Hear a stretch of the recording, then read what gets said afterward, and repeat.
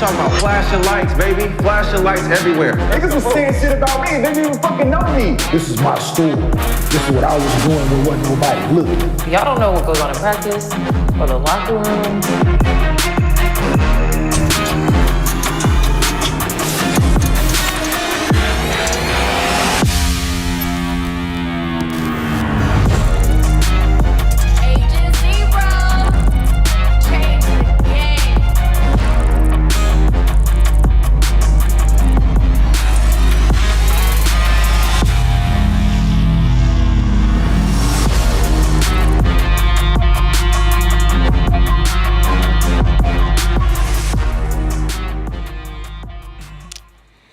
Welcome back to Gil's Arena, presented by Underdog Fantasy. Whoa, whoa! We got the OGs in the building today. The OG, that's what we are now, the OGs. We pushing up on a year of your favorite basketball show. Before we start, Gil, 7-minute haircut? Yeah, in and out. You can't cut hair in 7 minutes, bro. Something wrong with you. Shout out JC the Bone. You don't deserve the tip. 7 minutes. You don't deserve the tip. 7 minutes. Anybody can be good. You give them 30, 45 minutes to do something. Like, nah. That's your skill. Quick and go. Let's go. Dan Tony, 7 minutes or less on the haircut. As always, this is Gil's Arena presented by Underdog Fantasy. We got the legend Gilbert Arenas here with the fresh cut. We got Brandon Jennings back on the couch repping Tough Crowd and the Bucks. Okay, we're gonna talk a little Bucks today. I see. Got the Bucks. Little Bucks. Yeah, okay. The collab, when is that dropping? 326. Okay. 326 against the Lakers. Ooh. Ouch. Okay. We got Rashad McCants back here with us.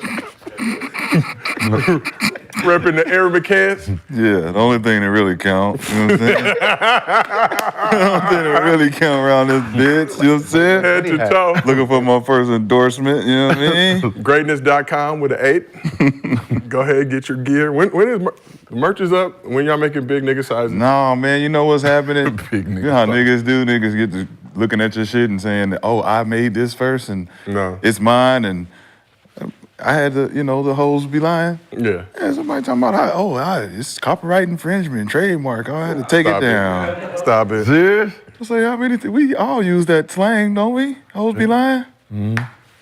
Niggas made me take it down. Man. Yeah, they don't want me to have shit. They don't want me to have shit. I gotta come up with my own shit. Michael Jordan gonna come after this in a minute.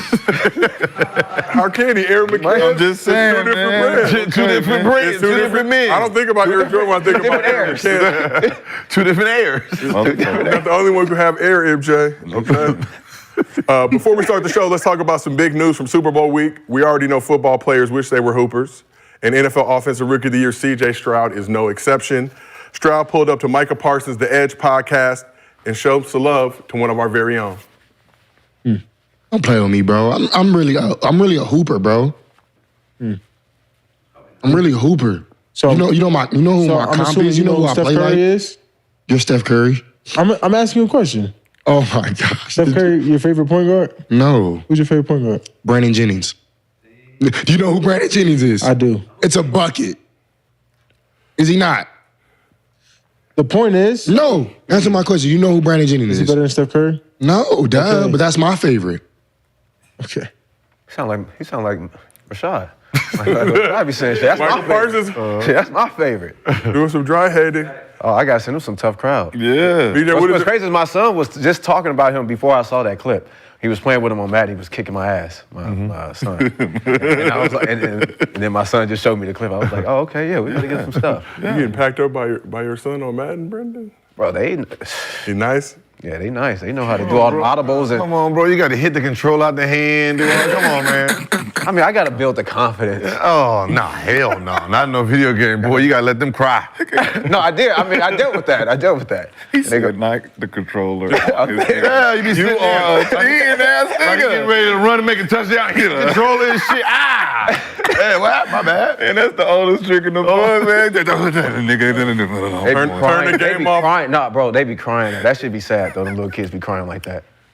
They be crying like tears. Man up, nigga. Build it up. You gotta build. Man up, nigga. Prime. Turn the game off where the clock says 0. Oh, yeah. All right, don't count. Pull the plug in the Pa- back. oh, when they getting ready to beat you, pause it. Oh, I gotta do something. My bad.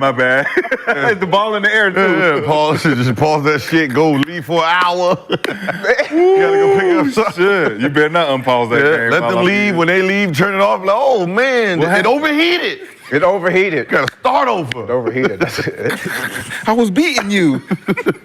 Here's what's cracking in the arena today. Top 2 teams in the West faced off on Monday, but what message did the Wolves send with their blowout win over the Clippers? The Knicks got by some bad officiating. What can the league do to stop this nonsense from happening? It was salty. And Wemby became the first rookie in more than 30 years with a 10-block triple-double. But what's the transition been like for the Spurs rookie this season? That's a great photo right there. Before we get into all that, as always, this show is brought to you by Underdog Fantasy. If you have not done so already, download the app, use promo code GIL. They will match your first deposit up to $100. Please help us help you. No janky slips like we've seen other brands doing. People claiming to win $1 million. We all know the max you could put up is 1,000. We all know. Not getting that type of action. Same exact thing. We don't do that over here. Oh, they was capping. I knew they was some major cap Rooney. Always. I'm like, $1 million. So Cap Rooney on a 4-way pick? Come on. Yeah, come on. On a 4-way. Not even 5. Not even 5. We play this shit for real, man. 4-way do this. million? Trying to max it out. I know Rashad. They not letting you do that. No way. $1 million. We do 5 pick'ems over here. That's definitely. On Underdog side. And as always, we do MostlyFans at the end of every show. Drop a good question in your chat with your Underdog Fantasy username. If we use it on the show, we'll give you a $50 bonus. You send us a video to mostlyfansgil@gmail.com and include your Underdog username. When we use it on the show, we will give you a $100 bonus. Reminder, they do not have to be basketball questions. You can ask us whatever you want. We got the OG crew here on the couch. They're willing to answer any question that you have as long as it's classy. And our producers have asked, if you do send in a video, type the question down the email because it lets them know if it's a bad question or not, if they're going to use it. So save their time. Don't waste it with no BS. And if you can't watch the show live with us on YouTube, we got audio versions available on Apple, Spotify, wherever you get your podcasts. So we talked a little bit about the Super Bowl yesterday, but just got to talk about a big moment. Super Bowl commercials have become just as important as the game. Brands shelling out $7 million for a 30-second spot. Kanye West decided to hustle smarter, not harder, dropping the $7 million for the spot, but spending $0 on the production by filming the commercial on his phone. Hey y'all, this Ye, and it's my commercial. And since we spent all the money on the commercial spot, we actually didn't spend any money on the actual commercial. But the idea is I want you to go to Yeezy.com, YEEZY.com, and I'm gonna write it at the bottom of the screen, and I got some shoes, and that's it. The move led to instant results with Kanye sharing the end-of-day sales on his IG of the reasonably priced merch. Everything was $20, the $20 holler special. So Yeezy made, according to this, $19.3 million in sales on Sunday after lowering price to $20. And it looked like Scott Hansen from Red Zone that sent him the message, but all good. So, you know, we all like stacking bread here. What are y'all thoughts on Kanye's marketing strategy? Genius. Top 5 man to ever walk this earth. Putting it out there. Who are the other 4? I can't say. I can't say because it gets ignorant. Like you classic. They not ready. Well, Jesus is in there. I was gonna say Jesus is one of them. Yeah, and then the other 2, I'ma just, y'all go ahead, man. Jesus walks, nigga. Yeah, Jesus in there. I'm in there. Jesus, yay. Jesus, yay. The other 2, y'all not ready for. Oh, Jesus dropped like 14 mil on Super Bowl commercials too, with a lot of too much foot fetishing going on. Hey, I seen that. Yeah. Hey, man, Come on, God. stuff going on. Come on, dog. But Shaq, what do you think about Kanye's marketing strategy? Shooting a video on the phone, movie vehicle, audio janky, but nonetheless seeing the return. I'm the king, huh? I like that shit, man. Like, when you get blackballed, man, you gotta resort to the lowest common denominator, man. And that's yourself. pulled out that. He could at least wipe the screen off a little bit. You know what I'm saying? But, was a little but he's acid. just doing his thing. Like, you know, he ain't shaved or nothing, probably ain't brushed his teeth. You know what I'm saying? He ain't got no teeth no more. He got them grills. He ain't got no teeth. He You got know the what I'm saying? He's like, this all I got left. Gay. This all I got left. And everything $20. Go buy. Is there a correlation between grills and bad breath? Like, Yes. it feels like For sure. most people who got grills, It's like dreads and haircuts. This is they're coming for us now. Good. What'd you think about Kanye's marketing strategy? It's genius because he lets you know that production doesn't sell your product, you do. Right? I mean, you know, you can spend millions of dollars on marketing, but if the product is trash, the consumer's not going to consume it. So he paid the $7 million for the spot, right? For just the spot itself, right? And then showed the world that I'm not going to spend any money on production. I'm going to do it from my car, like a regular person, and watch I outsell you. Wow. So all that money they spend on commercials, it all just went out the window with 20-something seconds. He's the product. He is the product. Who he is the product. Yep. And, you know, I'm pretty sure next year there's going to be the production's going to go down and profit's going to go up. But is that accurate though? Because can you do it like Ye? The reason Ye get the shock value is because he got nothing to lose. No, he do have something to lose. Yeah. But he can't lose it because he is the product. Him, his vision, his brain is the product. So when you say he's canceled, where? When? You can't cancel someone's thought process. The ideas you can't cancel, yeah. Cancel the idea. Yeah. He's letting you know that if I'm canceled, how did I just sell $19.7 million worth of merchandise? In a day. Someone had to buy it while I'm canceled. Let you know. All that. Cancel is an idea, not a reality for most. What if you think of like Bud Light or Verizon, like they can't go down in production costs and just sell the product as like the CEO or, you know, any single entity. They have to actually still pay for spots and use production because it's like they can't say, I'm the product. They have to go out and collaborate with other artists. They do? Yeah. Bud Light do? Well, Verizon had to. They can go out there and Beyonce. have two people fighting over beer prices. But everybody was holding up that motherfucker Bud Light in the stadium. Hey, Bud Light, here, half off right now. Hurry up and go. They gonna go. Shit, the Super Bowl, I got 15 minutes to get back before the game start. Everybody's flying for half off, 25. I mean, Sure.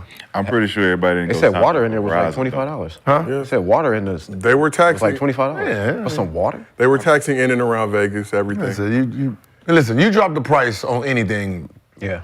at the right time, people going. But that's what I'm saying. Like Verizon didn't go up. Ain't no way Verizon sold more phones and shit just because Beyonce did a commercial. No.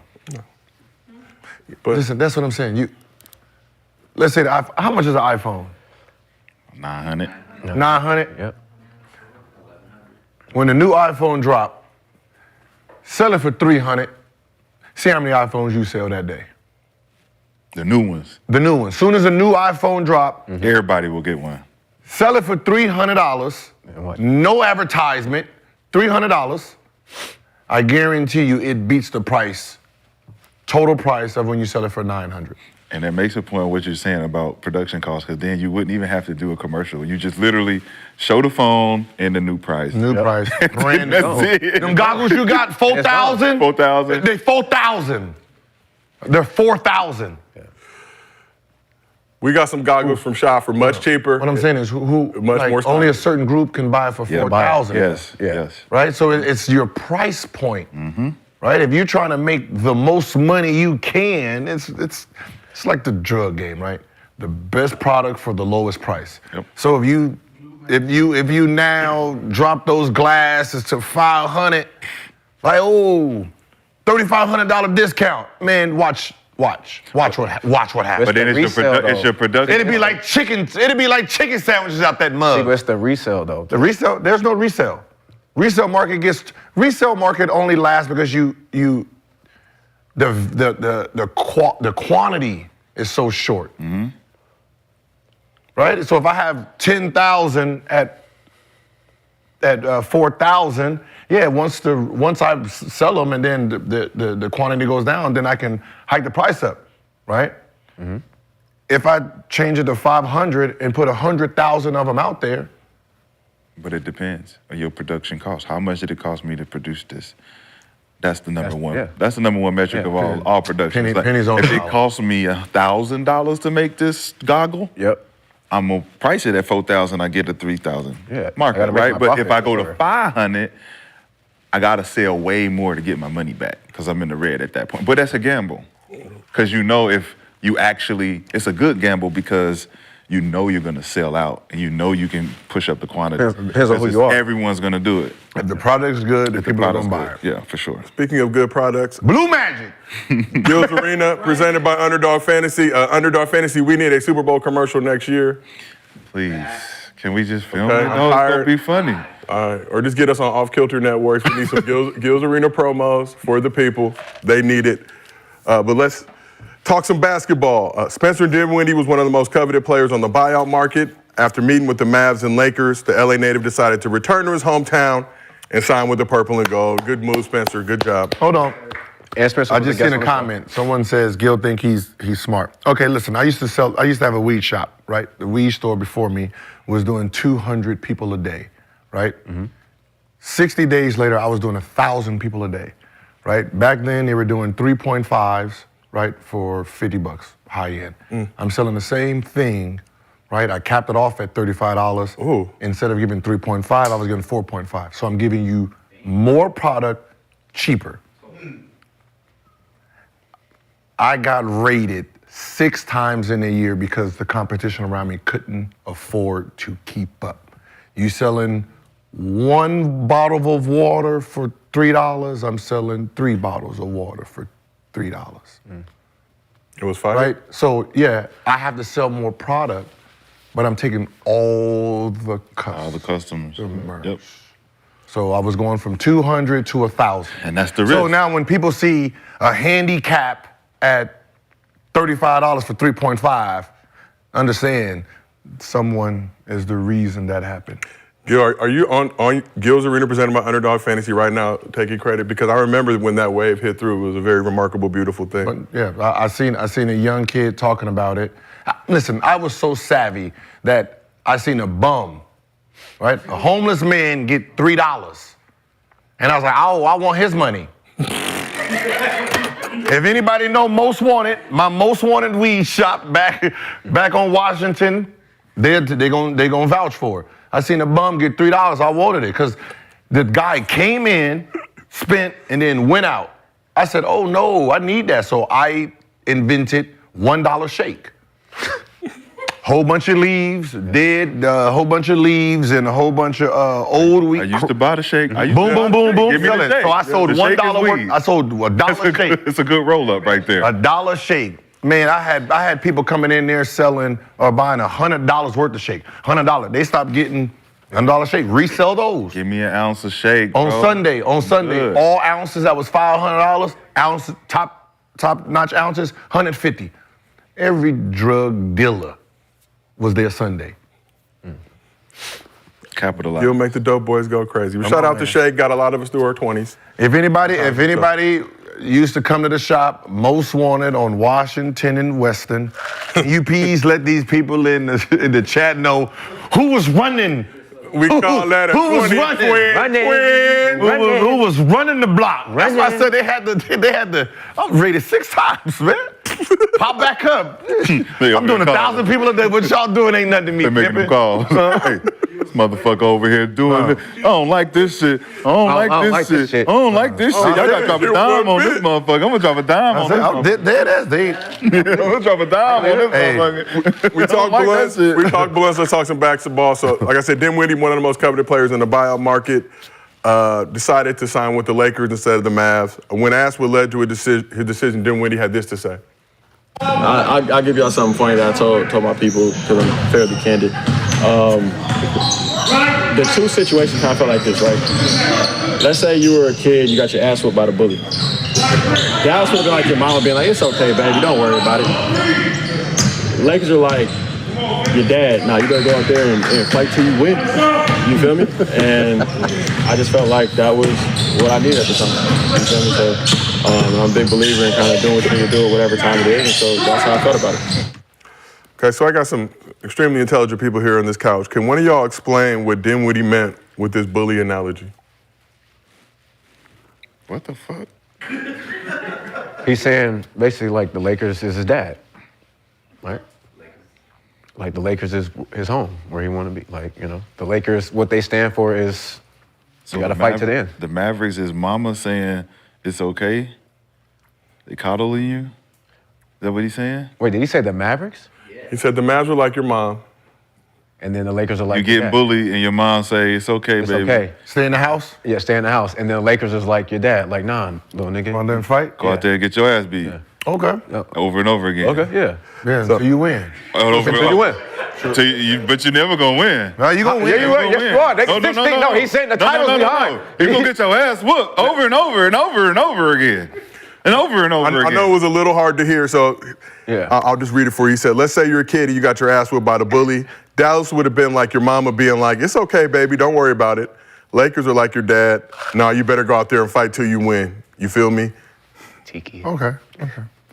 I guess just the Laker jersey itself saying you got to go out there and, you know, fight for, you know, everything you stand for. Yeah, it's you know, purple and gold. because you know, the symbol of what Lakers bring, championships, winning. So when you put this jersey on, that's like you fighting for your rights and your.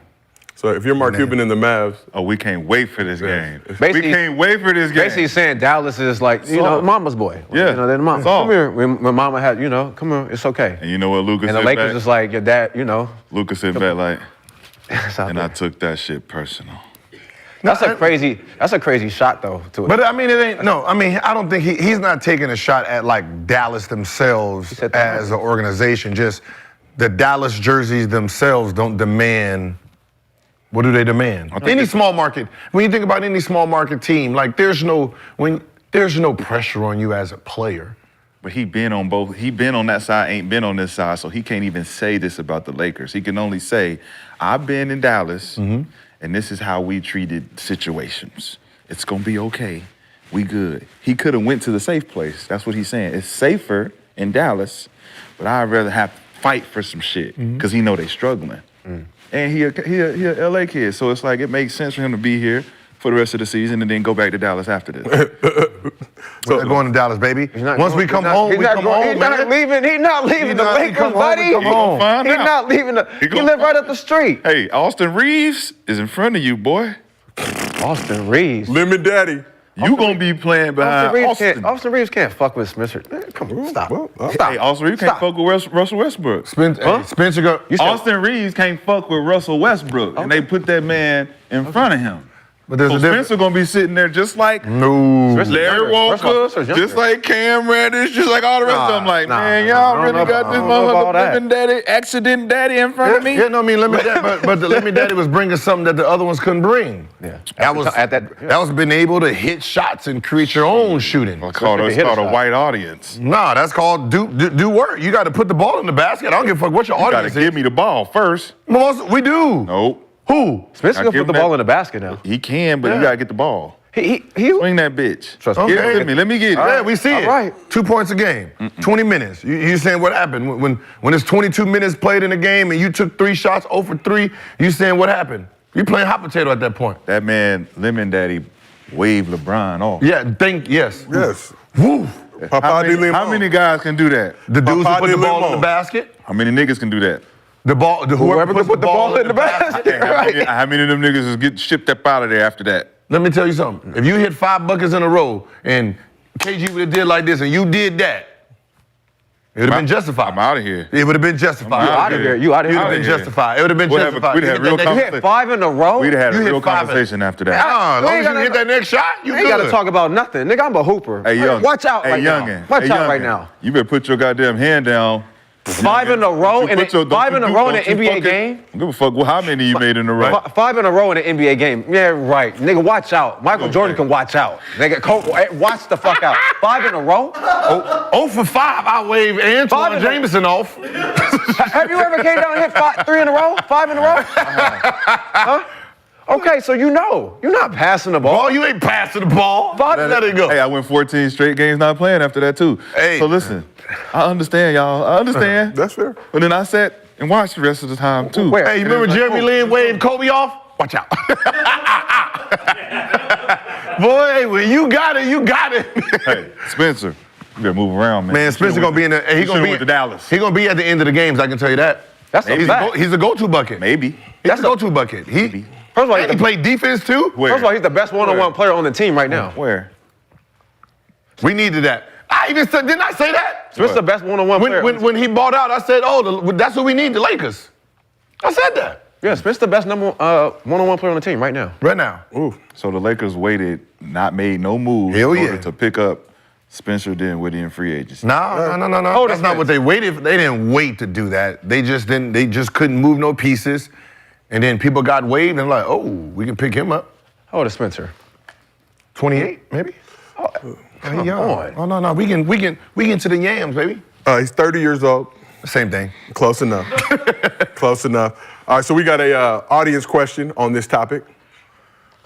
So Spencer Dinwiddie has a contract incentive of $1 if the Lakers win the finals. What do you guys think of that?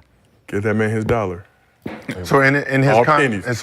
contract, he has an incentive of $1 if they win the championship. Makes sense. Yeah, I think it stems back to the contract he signed with the Wizards back in 2001. The bonus was added as a joke, since I think the bonuses that the Wizards give out are always super low. It makes sense, though, right? That's a funny bonus. $1 if we win. He got to He was just talking about dollars. That's Yeah, you got to celebrate that, right? That's funny. Because he know they're not going to make it. He know he ain't got a goddamn chance in hell. With the Wizards? I mean, for the Wizards? No, for the Lakers. The Lakers. He got the same joint. It's the same incentive. Basically, No, but it's still carried over, right? No, but the Wizards are known for doing low shit with their contract bonuses without any hope of getting it. So he just. So it wasn't so he just set this up as a part of his contract. Oh, that's funny. Yeah, $1 if we win. No, we ain't gonna Get that man his dollar. Yeah. And I can tell you this, if I win the championship, I want the dollar straight from Jenny Buss. Signed and everything. Framed. Framing it. This is championship dollar right here, right out the pocket. What? Right out the pocket, just boom. Jenny. I ain't got to pay no taxes on this. Spencer, take that dollar. Hey, that dollar really like 35 cents. Spencer, take that dollar. really 35 cents. After taxes, you done lost about 35 cents. taxes. Shit, I After want the taxes. dollar out of pockets. Spencer got to pull back up, man. Yeah, he here now. Back through Yeah, the he show. here. He got to pull back up. When the Lakers win the chip, Spencer, take that dollar, go to Gil's Weed Shop, get you a bag. It's not $1 million, right? It's $1, right? $1. $1 foot long. Okay. All right. Well, let's talk about one of the most questionable moments in the association last night. Happened during the Knicks-Rockets game in Houston. Thoughts on that last play? Oh, no, not yet. Call. Not yet. Next Not yet. question.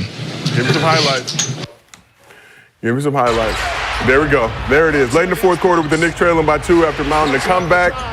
Jalen Brunson hit this game-tying jumper and Dylan Brooks Grizzle. Next possession, Brunson was whistled for a foul on this desperation 3 by Aaron Holiday. We got some more angles of it. The defensive play. The refs ruled that the illegal contact occurred before time expired, put 0.3 seconds back on the clock. I don't see how you call that. Holiday made 2 free throws before intentionally missing the third. Josh Hart grabbed the rebound. Knicks tried to call a timeout, Tom Thibodeau drawn up a play, but the ref ruled that the game had expired. Naturally, Tibbs was not happy about that. Rick Brunson is in Jason Tatum's Neither was Jalen Brunson. So after the game, Jalen Brunson was asked about the call and decided to protect his pockets. Thoughts on that last play? Great call. Next question. How do you feel about your closeout on that play? It was a great call. Next question. Joe, how do you make sure that an ending like that doesn't sit with you guys? Great call. Next question. Great call. Thanks. Oh, wait, Josh. Both teams played hard. Now, well, the funny part is if they try to fine him for that, because he didn't answer no question. He did answer. He said it was a great call. Next Both question. teams play hard. That's why the media is so fucking annoying. But he keep asking. Why do he keep? Why Yeah, do they keep asking the like, same. bro. It's like you heard the first question. Oh, I'm gonna ask it differently this time. The way that nigga, But that's the problem. Like when you do that, it's like they try to like we're trying not to get fined, right? And then you fine us for not trying to get fined. You got to pick one. Yeah, but yeah. Put them journalism degrees to work. Answer the question, sir. No. That's a real question. That's a real question, man. That's why you got to flip it on them, ask something different. You got to ask them a question.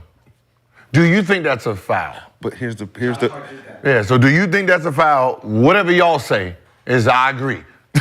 Fucking bastard. The problem with me Fucking is bastards. They didn't ask any more questions. Like that was the end of the interview. It was like y'all ain't got nothing else to ask. That's it. No, It's that like, probably was the last tell us one. about the. I mean, that was probably the last question. I would hope so. Yeah, that's probably. Because the frustration is y'all seen what the fuck happened. Why y'all keep asking me this stupid shit? So, also after the game, game official Ed Malloy admitted that his crew made a bad call. On which one? On that particular play. Okay. Saying the contact which occurred after the release of the ball, therefore is incidental and marginal to the shot attempt and should not have been called. So, there is another wrinkle in this story. It should be noted that the ref who made the call was also the same dude who didn't call the foul for LeBron in the game against the Celtics in Boston last season. So we got that clip. Did they rewind this game? Did they rewind this? What do you mean? Get off the floor, James so upset. When this happened, did they actually go to the replay? They went to the replay just to check the time. Are you talking about in the Knicks game, right? No, this game. No, I do not. Darvin Ham looks at the Because look at this play. He's making a layup. You can see the ball dies after it gets hit. Boom. Wow. Yeah. Clear foul. No foul called. It did lead to the demise of Eric. Did Ed Malone say they had Ed Malloy, did he correct this one and say that was a foul, they messed up? I don't know about the LeBron one, but on the Knicks one, yeah. Yeah. Okay. Did it right after the game. Means nothing. Knicks still suffered the L at the hands of the Rockets. So on a scale of 1 Timberland boot to 10 Tims, how bad was this call? Wait, what? You confused? Wait. 1 Timberland boot to 10 Tims, how bad was this call? It was good, yeah. I don't know, Gil. Tell me. Whatever one is bad. All right. So it's 10. Is 10 bad? We could go that way. Okay, so it's 10 bad, then it's a 10 because the referee said that it was a bad call. So I'm gonna just go 10. That's how many boots they want to stomp the ref out. Okay. We all agree 10. 10. All right. 100%. But that's what happens anyway when you. Who they playing? Who's they playing? The Rockets in Oh, Houston. man, that's crazy that you're an all-star and top guard and they calling those type of plays on you. Whoa. Listen, man. I can expect that was like a star that was taking the shot. That was taking the shot, and you giving him the benefit of the doubt. But the fact that you give whoever the benefit of the doubt versus Jalen Brunson says a lot. You're not gonna that's a Steph call. As a shooter. I'm confused, but LeBron just didn't get the call. Against Jason Tatum. Against Jason Tatum. What's the difference? Jason Tatum. This was Drew Holiday, the third. It's LeBron. This is Drew Holiday the third? Which one? This is the last holiday? Right? I mean, The last holiday. This is December. My bad. I'm sorry. My bad. I mean, Aaron Holiday. Yeah. I mean, it's the younger brother. Yeah. This is December. This is a December holiday. This is the last one. I mean, it's a lot of them. Shit, they all made it. Shit, they all made it. So Drew is New Year's Day and Aaron is New Year's Eve? The last one, the one we still shit, there's another one? That one got it. They said Drew's a paid holiday. Aaron, when you still got to go to, we're not. It's MLK Day in Arizona. Nah, but I'm just saying as a ref, I mean, you got to look at who's playing. You know what I mean? You got to, those are calls you don't call on star players. You don't call that call on star players. Unless it's a star player that's shooting. Right, but the fact that it wasn't, he's like, ooh, come on, ref. LeBron. Jason Tatum. Who's the bigger star? I should get the call. but it's 2 stars. But I'm the bigger star. I'm a mega. I'm actually a mega star. No. So the problem with that is they have an idea of they want the stars to make the plays, right? So there's this little gray area thing that when a star has the ball, they want the star to actually make the play. So they're less likely to call a foul if a guy's driving, unless it's just really obvious. So the fact that, a star is playing defense, you wouldn't make that call and give it to a guy who's not proven. It just doesn't make any sense. I would agree with you if Jalen Brunson was shooting the ball and the other nigga was fouling him. Yeah, that's what I'm saying. It should be opposite. Jalen shooting, foul. If Jalen's playing defense, I'm not giving Aaron Holiday a foul. But I'm not thinking that it's Jalen Brunson fouling him. I think that the way that they called it, it was just a call, just the way it looked. I don't even think he even knew or was thinking like, but that's Jalen Brunson. You rewarding Holiday for throwing that? One hand. I'm not rewarding that at all. But the fact that it's like, regardless of who's fouling, it's a dumb call, regardless. You know what I'm saying? But if you find out, like, in the replay, and you got a chance to overturn it, it's like, it's Brunson. Like, you kind of saying, like, nah, we're still gonna give it to him. And if you're looking at the call and you see, okay, this ain't a foul. I mean, it's just no free throws, right? Overtime. Right. Yeah. Right. That's the point. It's like, what was y'all thinking right It's there? overtime. Well, it's overtime. Hey, how much did what was the point spread on the Knicks winning? As you know, all I do is pick'ems. No, I'm just saying, I just do pick'ems on Underdog Fantasy. Okay, I'm gonna tell you, listen, that game gonna come back in the playoffs for the Knicks. Oh yeah. Yeah, and that feels like one of those. NBA gonna give them one. They're gonna end up a game out of a better position in the postseason. Yeah, it'd be more. Usually, how many games like that during the season? Probably like 6 or 7 games you should have won somehow. So it's about. So they gave one away. You just add one of those to it. And it's usually about 6 or 7 giveaways. Obviously, we just do pick'ems at Underdog Fantasy. We are a fantasy-driven show, but Knicks were favored by 4 points. I know. Yeah, they didn't want to go to over. Yeah. You don't want to go to overtime, and then they cover that. So moving on. That's crazy. What was the worst call or no call that lost your team a game? Worst call or no call that lost your team a game? Kobe fucking elbow Vivian face. That I played in? Played in, seen. That we play, seen? I don't know, man. I usually got all the calls. Really? Oh, no. Whoa. Damn crab, that word crab dribble. The crab dribble. You can't say that in certain parts of LA, Gilbert. I understand. Oh, facts. Crustacean. We in the valley. We talking about the real food. You know what I mean? The real food. The real one. A crustacean dribble. Hey, man. Crustaceans driven. Beverly Hills on it up. Yeah, when we was playing, LeBron in the playoffs, and he kept doing the right, left move, right? You're jumping off one foot, landing on the next foot, going, and they hit 2 game winners doing that. And then that's when he said, oh, no, that's just a crab dribble. And eventually, I think a year later, they end up giving that actual travel call. So yeah, that kind of cost us the playoffs. And if they would have called that, then the whole shoulder thing wouldn't have happened. And then, Domino effect. Yeah, domino effect. Traveling. So Brandon, what is the worst call or no call that lost your team a game? Don't need to be in the league, but just any point in your basketball career. I mean, probably my junior year against Derrick Rose and them playing, like Oak Hill. They just cheated us. Like, we had no chance of winning. I don't even know why coach even scheduled that game. How much y'all lost by? Lost by like 3 or 4. In Chicago? In Chicago. At the end of the game? Yeah. No, yeah, because, just... No, we came back. I mean, we came back in the 4th, but it was just one of those, like, Oak Hill, we don't play for state, so if we lose one game, we don't get nothing.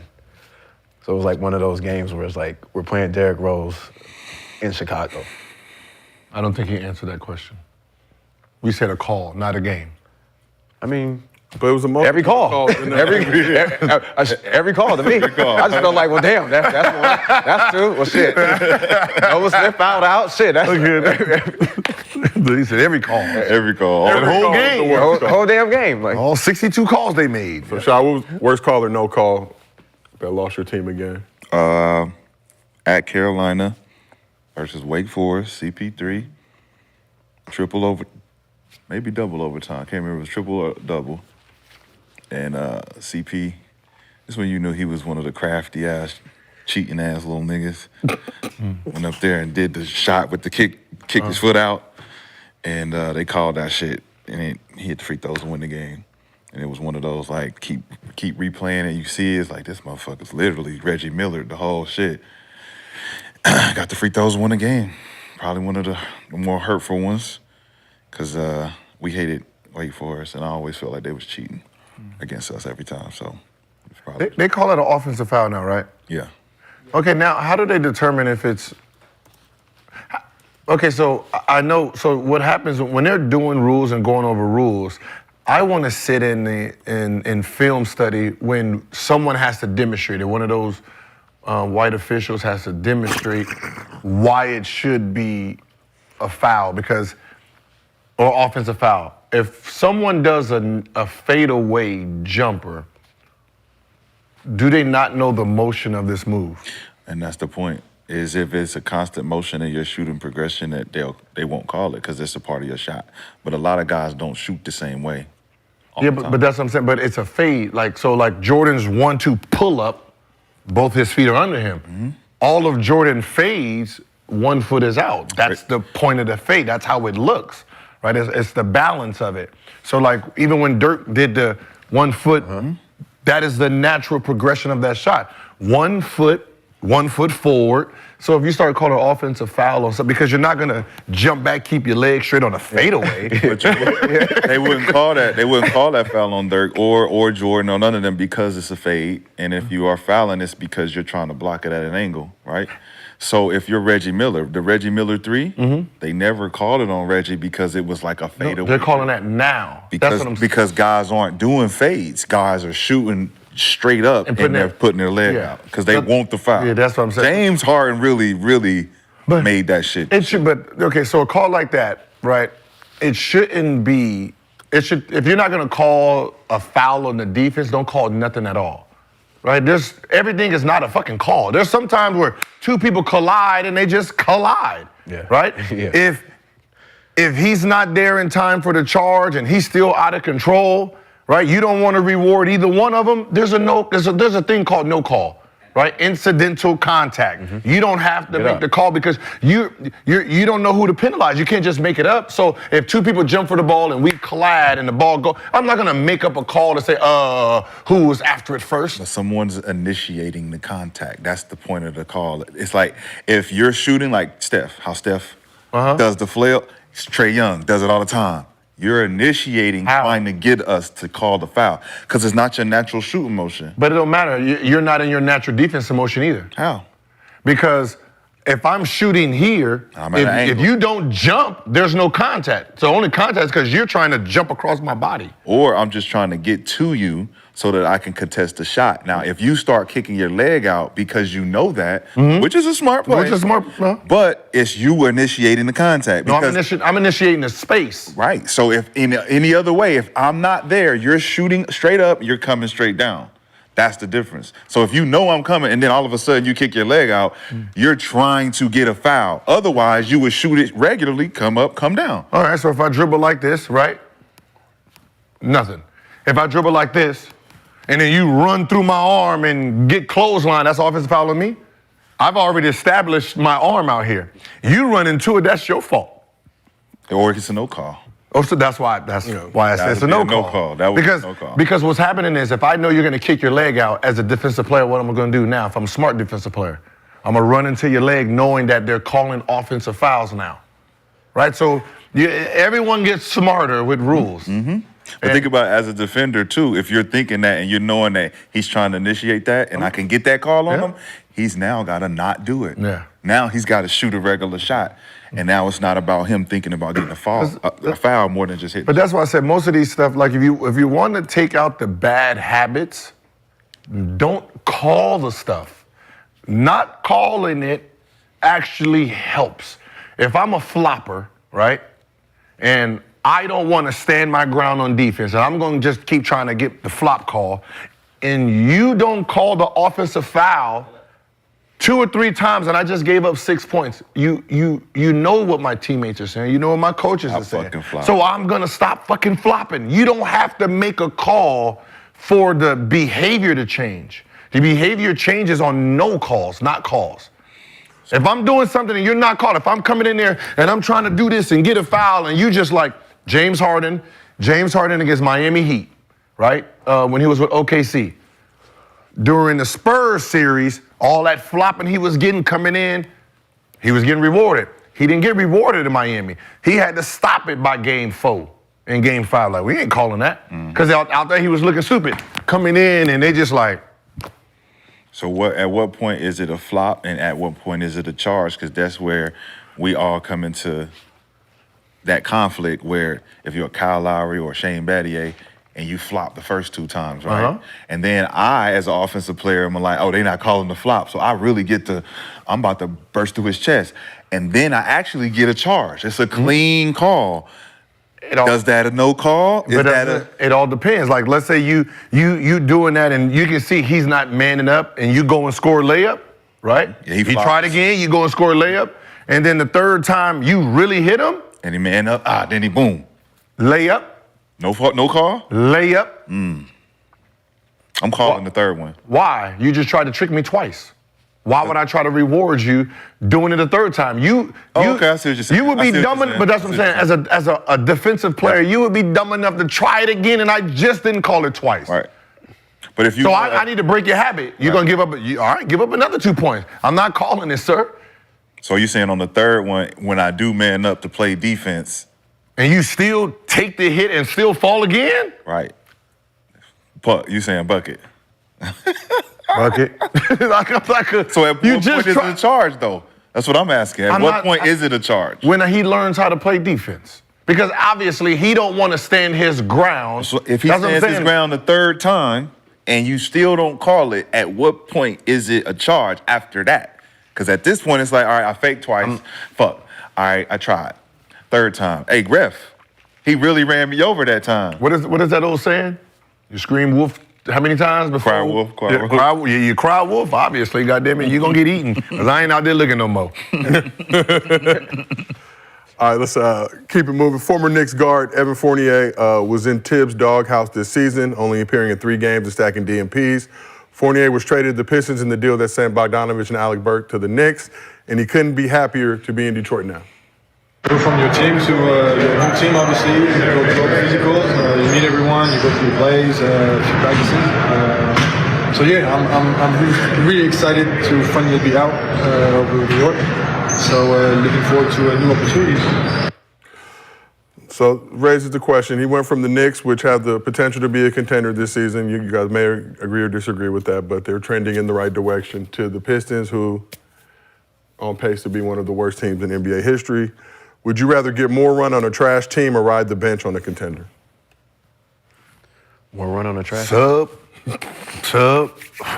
Who I gotta go guard, coach? Go and get my minutes. What you talking about? On a trash team, yeah. Yeah. On a trash team all day. Okay. Rashad, do you sit there on the share the sentiments of this side of the couch? Or do you want to be a winner? Yeah, it would conflict on my past. Yep. Limits. I don't think I can. I don't think I can switch up now. even though I understand what he's saying. Like, when you in the doghouse, it's different because they not even looking to put your ass in the game. Like, he wasn't even dressed. So if you're in the doghouse, right? If you're in the doghouse. In his situation. And where he is in his career, right? It's tougher. Because how many years is he in now? I mean, what is like 10? Yeah, like 10. Yeah, he's been around. And he played in New York has for a he while. played yet? Nah. 3 games, good. 3 games. He's played 3 games at the Pistons? Oh, no, 3 games with the Knicks. Yeah, No, I'm talking about he's not played. Oh, okay. I was gonna say that's what I was looking for. Even if he goes, So to the Pistons, he might not play. He might not play with the Pistons because they got a bunch of young niggas that's been waiting to hoop out there. So I would stick it out just because you there, wait till the end of the year, get traded. But right now, I mean, they do got a bunch of youngins. Yeah, I forgot. Like, because you never know what's gonna happen in New York. Motherfucker get hurt. you got to call your name, got to put you in. They forced to put your ass in. But down there in Detroit, they don't know what the fuck they doing. You might never see the light of day. And Fournier's in his 12th season right now. Well, yeah. I mean, I see 25% said oh, shit. They would sit the bench on a contender. You said 25%? Do y'all do? Okay, I mean, just the concept itself. Do you know like what? Like you working your ass off, right?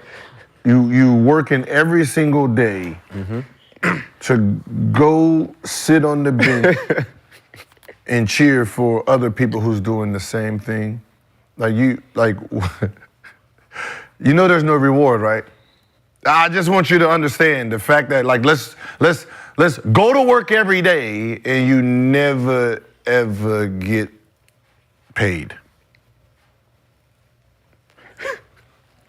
Yeah, that shit don't sound too good because at the end of the bench, that's exactly what it is. Because the fact that you're not getting in the game, that means you have no stats. So when you become a free agent, it's zero, right? You have zero. There's no one giving you nothing for the whole year of nothing. That's the problem. Like when you think about the champions, when you think about Steph Curry, when you think about Clay, when you think about all these guys, remember it's a team. So there's a guy that's 15th, 14th, and 13th on that team. Won't you follow their champions that night? How many of them do you think is not actually in the NBA the following year? That's the thing. They're champions, and that's why I said they would turn that into playing time because if they play, they get rewarded. They get an opportunity. When you don't play, but you're at the end of the bench, yeah, you're a champion, but how does that ring? Like, oh yeah, I won a championship with, who won it last year? Denver. But you averaged zero, so how much you think you worth? Zero. I mean, you know, was it McAdoo's son? Yeah. McAdoo, James, right? James got 2 rings. He played 3 games the next year, was out of the league. I mean, he wasn't playing for Golden State. Right? And just you got to think. So we asked the chat, would you rather get more run on a trash team or ride the bench on Contender? 76% said more run. Gilson. I'm just saying, you know, you work every day. Motherfuckers in practice every day, 11 o'clock to 1 o'clock, doing that, and you get to sit on the bench all year long. Trust me. Hey, PJ Tucker over there, ask him how you feel. he will go anywhere right now. I mean, that's a lot, right? No. That's in live motion. Yeah. PJ Tucker right now is on a team that is contending, that is possibly favored for the champions, and he's like, I want a buyout. I don't want to be here. Because he knows at the end of the season, it would be hard to get a job. And you didn't play all year. But he also knows by the end of the season, somebody gonna go down and I gotta come up. He's so next man up. He's so far. Hey, Bobby Sura. He's so far. He's so far on the bench. Bobby Sura. But I'm saying he's so far on the bench, y'all. Somebody got to come up. You know what I'm saying? I'm just saying when a motherfucker go down, somebody got to come up. So I don't want to pray on that, but it's like disgruntled. It's just you there. You like, man, I got to stay ready. You don't know for sure. You got to stay ready. But how far is he down that? But even if he's not, what happens is, let's say they win a championship. Obviously, right now they're number 1 and doing that. He ain't happy, right? He won out. They win a championship. You really think he cares? Yeah, I think so because a lot of the other guys y'all mentioned are guys that wasn't in the league long enough to be considered utility guys like PJ. PJ is a utility guy with longevity that if he has a championship mark on him, which he does. Yep. He does. Yep. Which is why he will continually get picked up as a locker room guy, as a utility guy, because he got that. Him wanting to hoop for another contender makes more sense than him going to just go hoop for any fucking. No, he just want to go hoop. I don't think he just wants to. He just want to go. He not going to go to Detroit and be out there like, yeah, I'm running up I don't know and down about with anywhere. He's already a champion. Nah. Yeah, but I don't think anywhere. What I'm saying is, let's say he has 2 options, right? You go to a team, play 10 minutes, you know, coming off the bench, and y'all have a chance to win, or you go here and you play 35 minutes. No way. 10 minutes. 35 minutes. Now, 35 minutes give me. No. PJ, 35 minutes PJ give me already another got his con- value. Yeah. His No, I hear value you. is No, I hear already you. his I hear you. value, though. No. He don't need to play for his value. All he need to do is politic for his value. Where the coach at? Hey, coach, you know what I bring? He's not playing right now. He probably won't be in the league next year. No way. That's all right. He's UD. Like I talked to He's UD at this point. No. He ain't UD. Why not? UD was the team. No. UD was loyal. UD sacrificed for that organization, for them to pay him back. UD was the security guard. Yeah. Damon. Yeah. He was Damon for them. But what I'm saying is, PJ can be Damon for any contending team. No, I turned down, when I was a free agent, I was a hot free agent, I turned down $40 million on the open market to sign for $9 million back here so y'all can get LeBron James and Chris Bosh. I did that. That's what he did for the organization. The PJ don't have that with no organization. A lot of players don't have that with organizations. So they owed him. But we talking about the logistics of his ability, one, the market value for him, right now, and what contending team will pick him up compared to a team that's struggling and needs some vets. He not gonna go to no vet team and sit there and be like, we just gonna lose and I'm gonna pay 35 minutes. It's not beneficial for him. And that's why he left. He left. If he can play 35 minutes right now, that is. If I can play, listen, 35 minutes. 35 minutes give me another 3-4 years. I'm about to say another 2-year contract. Way. Hell yeah. Hell yeah. No way. 35 minutes. If you go out there and play 30 and average, you're not showing me nothing different. What do you do? 15? Are you the go-to guy? It don't matter. First of all, you're showing me that you can play 35 minutes at that age. What do you mean? Yeah, I don't need you to play 35 minutes because you're not going to play 35 minutes on our team. But you're showing me you only going to pay 12. But you're showing me you can't. You're only going to pay 10. But you're showing me it's you a market. But that's what I said. My market of playing 35 minutes, I have more opportunities in the open market with my stats playing 35 minutes. It don't matter. If you're going to play me 12, I don't want to come to you, but 35 minutes, I can easily get if someone's going to give me $1 million and they say, oh, you played 35 minutes, you average 7 points, 4 rebounds. The Detroit Pistons. The Detroit Pistons. The last place team on the. Or don't even count. We didn't even count that. We like, that don't even count. Everything. Or I sat on the bench and scored nothing the whole season. Which one you think I'm going to get $1 million? It count more when you with the Clippers because at least you was in practice making these things better. What is he doing for the Clippers? Okay, but what is he doing for the Clippers? You're in practice making them better. You guarding PJ. He's making who better? PG, Kawhi, but that's what I'm saying. and James. I'm making them guys better. And they speaking for me in the organization. He's going against everything that you stand for, though, anyway, because he's already a champion. He knows what championship things is. DNA. He's on a team that can possibly win a championship, and he says, fuck all that. I want to play basketball. Yes, because he feels he's supposed to be in the lineup. It don't matter what he feels. He feels like he's supposed to be in Terrence Mann's. It don't matter where he feels. It does. Right now, in real time, a dude who has a ring, who won a ring, is in another position to win a ring, and he's saying, I want out of here. I want to go because to I'm another not playing. I want to no, go to he never said, you're adding words. No, what did he say? Said, I want out of here to go play. That's it. He's not going to just go to Detroit. It don't matter where, you can say what you can use that as context to say he means everywhere when he didn't say everywhere. I can say the same thing you're saying. No. He wants to play. He has a ring. Mm-hmm. He wants to play for a contender. He has it. No, that's what you can't say. What he has a ring, right? He's a champion. Yep. He's on a team that can possibly win the championship. He's saying, "Fuck this! I want to play. Hey, PJ. Buy me out. I want to go play. Don't matter where he can go play at the park. He can play at AAU. He can go play for the. But if that's the case, he would be taking his ass to the park right now. Just shut the fuck up. Show up to the game. Go play at the park. Come back, nigga. What I'm saying is a guy who's in the position to win another ring is saying, "I will give that up for playing time." PJ, call in, man. That's what I want. Let's he's clarify giving up. this shit. What I'm saying, it ain't no clarification. Clarify. He clarified to the didn't. world. He just said he's not happy. He want to play. That's what I'm saying. That don't mean he don't want to play for a contender. It don't matter contender or not. He's saying he's on a contender that has the highest opportunity to win. He's saying, I don't want this. I want to play. We can't say where he wants to go. He's just saying, ring, let it go, play. So why'd you ask out of Philly? You could have been still playing in Philly, nigga. You want to follow somebody else. Hey, I ain't got no sympathy for your ass if you feel like that now, and you didn't feel like that then. You was playing. But when we talk about rings in real time, you have people who's letting you know, yeah, the ring is cool, but I want to hoop. I want to hoop.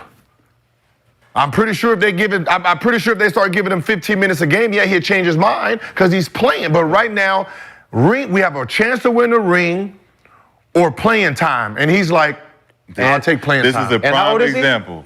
Prime example. And PJ's what? Like 30s? BJ. 35, 30. No, he is 38 years old. look. He'll be 39 in May. There's a song. Chris Brown made a song called "The Grass Ain't Greener on the Other Side." For playing. The grass ain't greener. Okay. PJ? Yeah, you left. And you thought it was gonna be green down here because you was with your mans. He left Philly? Yeah. I don't Where care. the grass was real He left green. Philly, or did he get, or was he traded?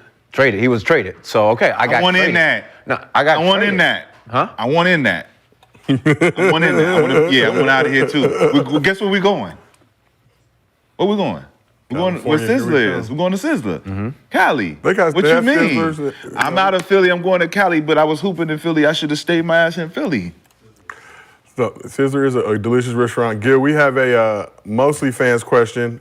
This person does not have an Underdog Fantasy account yet, but we are optimistic that they will get on board to get their $100 bonus. What up, though? This is Danny Dane from Detroit. This question for Gil. So I was born in Cleveland, raised in Detroit, right? Why do Cleveland and Detroit always seem to catch random strays from you? Is it because Detroit kept you out the All-Star game and Cleveland ruined your playoff appearance with that shoulder tap? You gotta let us know something, man, because we tired of it.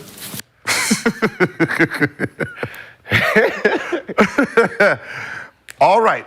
Cleveland, obviously, they was our enemies in the playoffs. So that's just a natural beef.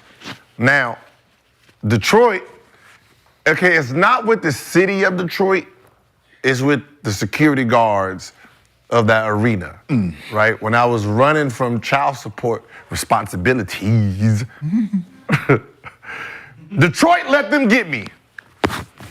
You can't blame the whole city for the actions of a few security guards. I don't blame the whole city. I didn't say the whole city sucked. I'd say the Pistons. I always say the Pistons. I can't help it if the Pistons fans, you know, well, they're fans of the team. Yeah, cool. They where were they funky asses at when the goddamn server was outside the bus? Bitch jumped on me. Where was they at when the server was outside the bus giving me the paperwork?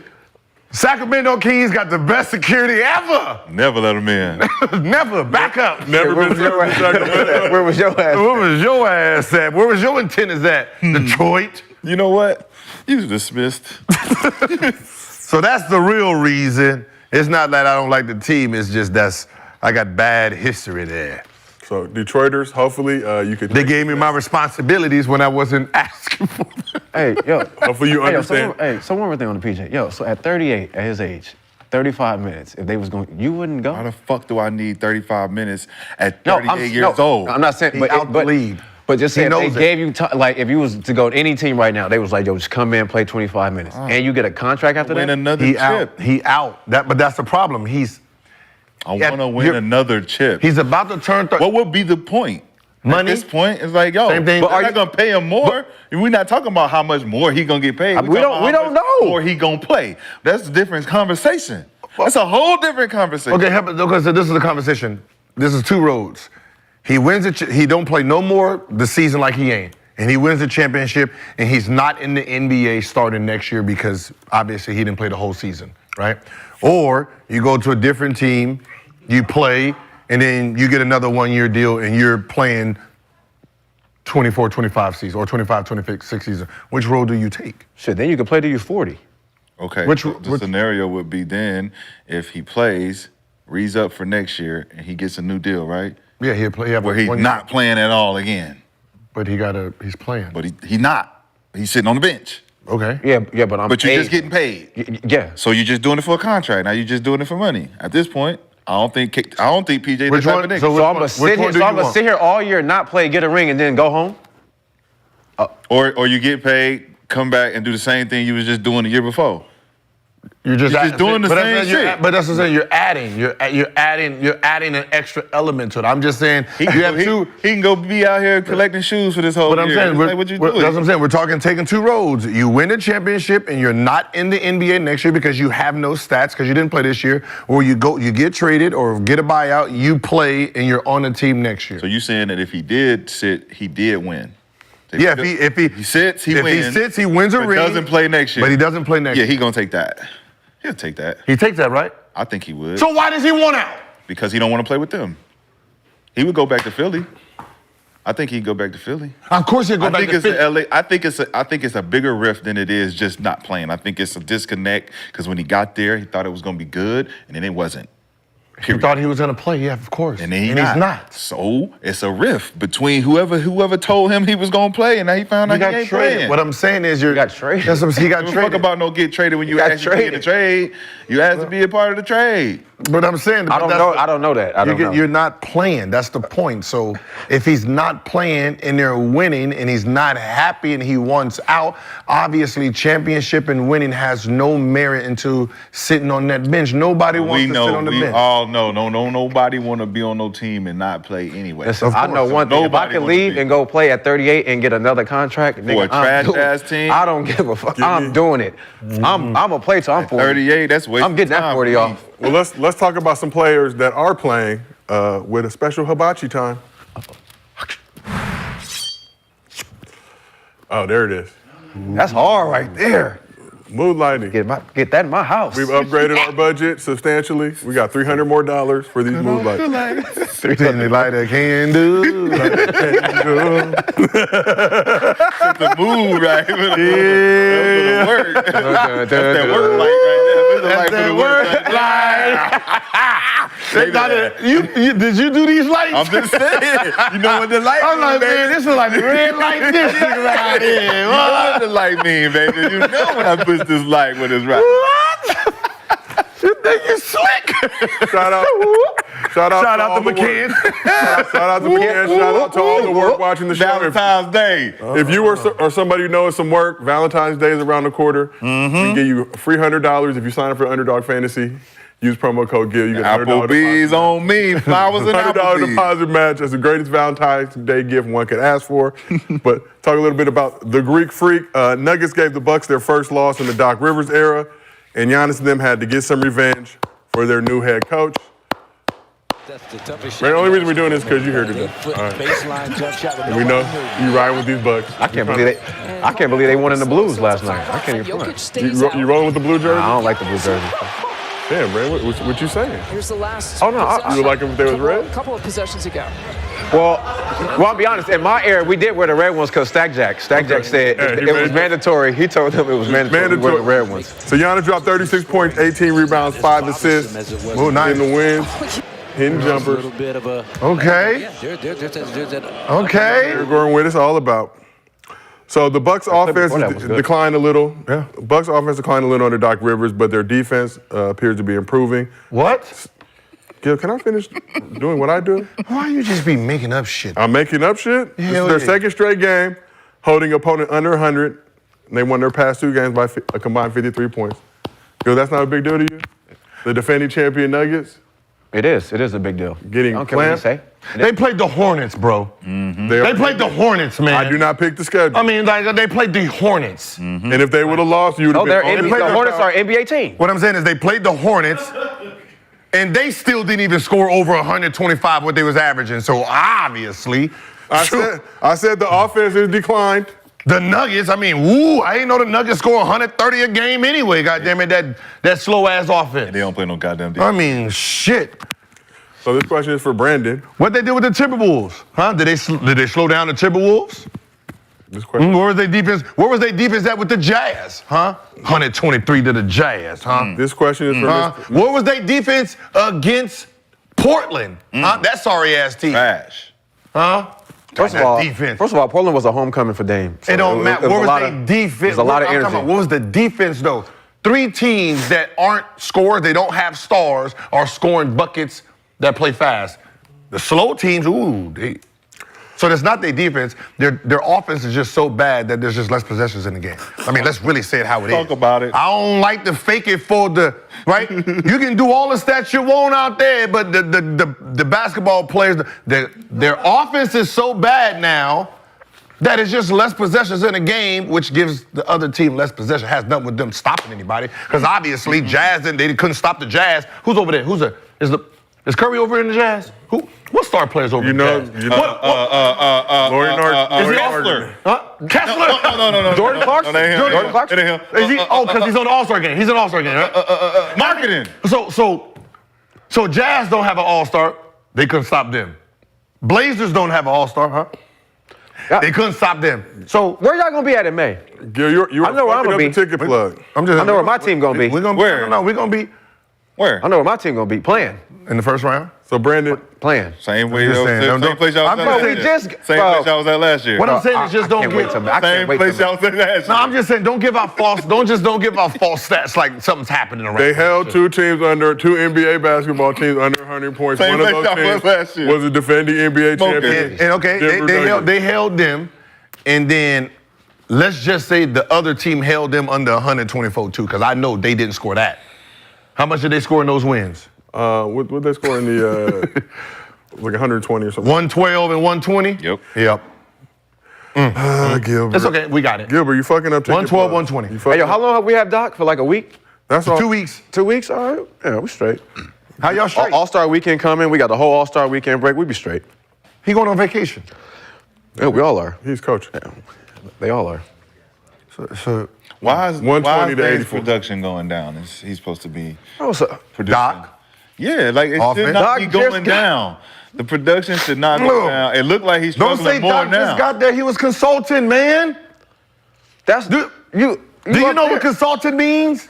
That means training camp there. He's listen, I'm gonna give him all the responsibility that he should have as a consultant. So, I mean, it was that working. means It was working. the plays that was coming in, he had to consult to make sure they was right. That means it was Right? working. It was working, right? It was working. Yeah, it was working. So why they ain't working now? Right, ain't working now. Why they ain't working now? He was consulting on them when they was good. Now that he ain't consulting no more, they should be working. He is head charge now. He was at training camp. Yeah, what place the Bucks in?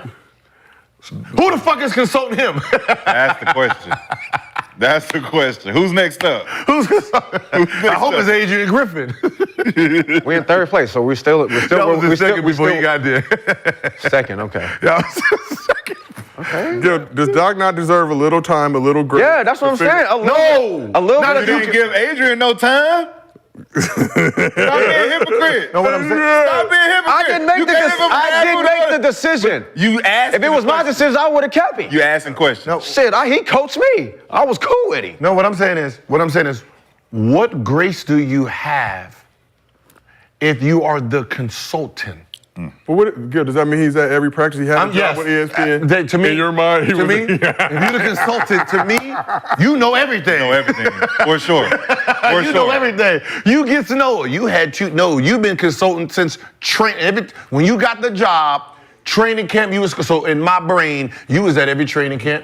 You was at every call after the game. That's in how my you brain. getting paid. In my brain. That's how you getting paid. Yeah, You my getting paid based on you being out every practice. You got every film, game. you watching Yeah. us, hey, how do you like these plays? You consulting. That's all I know what consulting means. You in my brain. Hey, listen, a consultant on the show, that means after every show, what happens?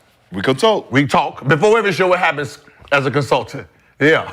We talk. I'm a host of EP. No, I have a EP. full-time job. So you're a consultant too on the show. But Yo, Pop's coming Thursday. We gonna see. You're a consultant on the show. No, it's that nigga in the earbud. Amongst other That's things. that nigga in the earbud to be telling him to do shit that he be doing and shit. Like talk about Rashad shoes. Yeah, but that's consultant. So that means they're watching in real That mean time. I should beat that nigga ass. Know what I'm saying? Just for bringing that shit up. He has something he wanted to know. Yeah. Look. So our consultant, if we gonna say that, Gil, I sit on this couch. I'm a multi-hyphenate. He's watching. Multi-hyphenate. Get him, Gil. That means the consultant right now is watching, typing, adding shit, removing stuff, Yes. right? Yes. Talking after, looking at the numbers. Okay. So that's how I look at consultant. Doc did all that. So if you want to say that, number 7 on Complex Sports Media Personalities, Due to my consulting. Yes. Yes. Give me a red. Yes. Right? Yes. Right? Give me a red. Boom. Boom. I need more bread. You see my fist. I need more bread. I like that comeback, Joe. That was a good comeback. So that means Bucks shouldn't be losing because the consultant has been consulting from the beginning. 100%. Well, we're going to lose some games. I mean, we're going to lose some games. Hey. Don't forget about me over here. Brandon, how far can Doc Rivers take the Bucks this season? You said they will be playing in May. To the championship. You think the Bucks will be in the finals? The Bucks will be in the NBA finals. Yeah. Stop the cap!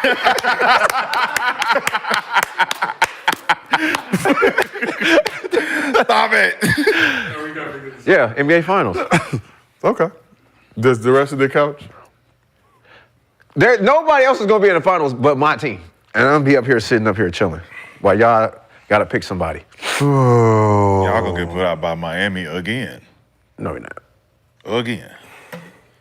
Proven. We only lost to Miami because Giannis got hurt. I agree with you on that. Giannis got hurt. That's the only reason why we Middleton wasn't hurt though, right? If Giannis don't get Now hurt, Middleton hurt. If Now you Giannis got don't an get hurt, excuse to wait but for. probably still the coach. Y'all don't have the firepower that you had before. Well, we got Pat. Pat is over there. I mean, Then what I'm saying is, yeah, you have we got Middleton and them is doing better than what Dame is doing offensively. Yeah, so you get Dame, but you lose Middleton, you lose Drew, and you lose Grayson more. Allen. Yeah, you lose more pieces. So it's not like you gained. Like you didn't gain Dame, right? If Middleton was healthy, then Dame there was like, oh shit. But Middleton is damn 25% of what he used to be. Klay Thompson now. So you think we should have made a move for him? I don't think they. I mean, in hindsight, What move was out there though? Is different. I mean, and not saying like I mean, come on, Middleton. He's done this. It's crazy. But I just, do you think that wasn't? You think we should have made a move? Middleton for Klay Thompson, straight up. Straight up. Switch it, swap it. Let's see what I don't even think it's hard. Like Golden State's not even doing that. Why not? Because he's not healthy enough. They're just one of those things. That's just what I think. Do you bring him off the health. bench? Do you bring Middleton off the bench for a little bit? I can. Yeah, Bobby Portis? I would. Just go real Beasley big? not starting I said already? that. Who's I starting? said Bobby Portis. I said start Bobby Portis. Because you need Bobby as a six man because he's a firepower. He's a microwave. Yeah, but you could take Bobby out early to play with Middleton in the second unit. What the that 6-man shit be overrated as hell to me. But when you need like when buckets, Lakers is what I'm saying is buckets, I can just keep my starters in. Or not. Run them. You can't run them through the wire every game. You gotta give them some rest. Okay, on the Lakers championship team, who's the 6-man? Rick Fox?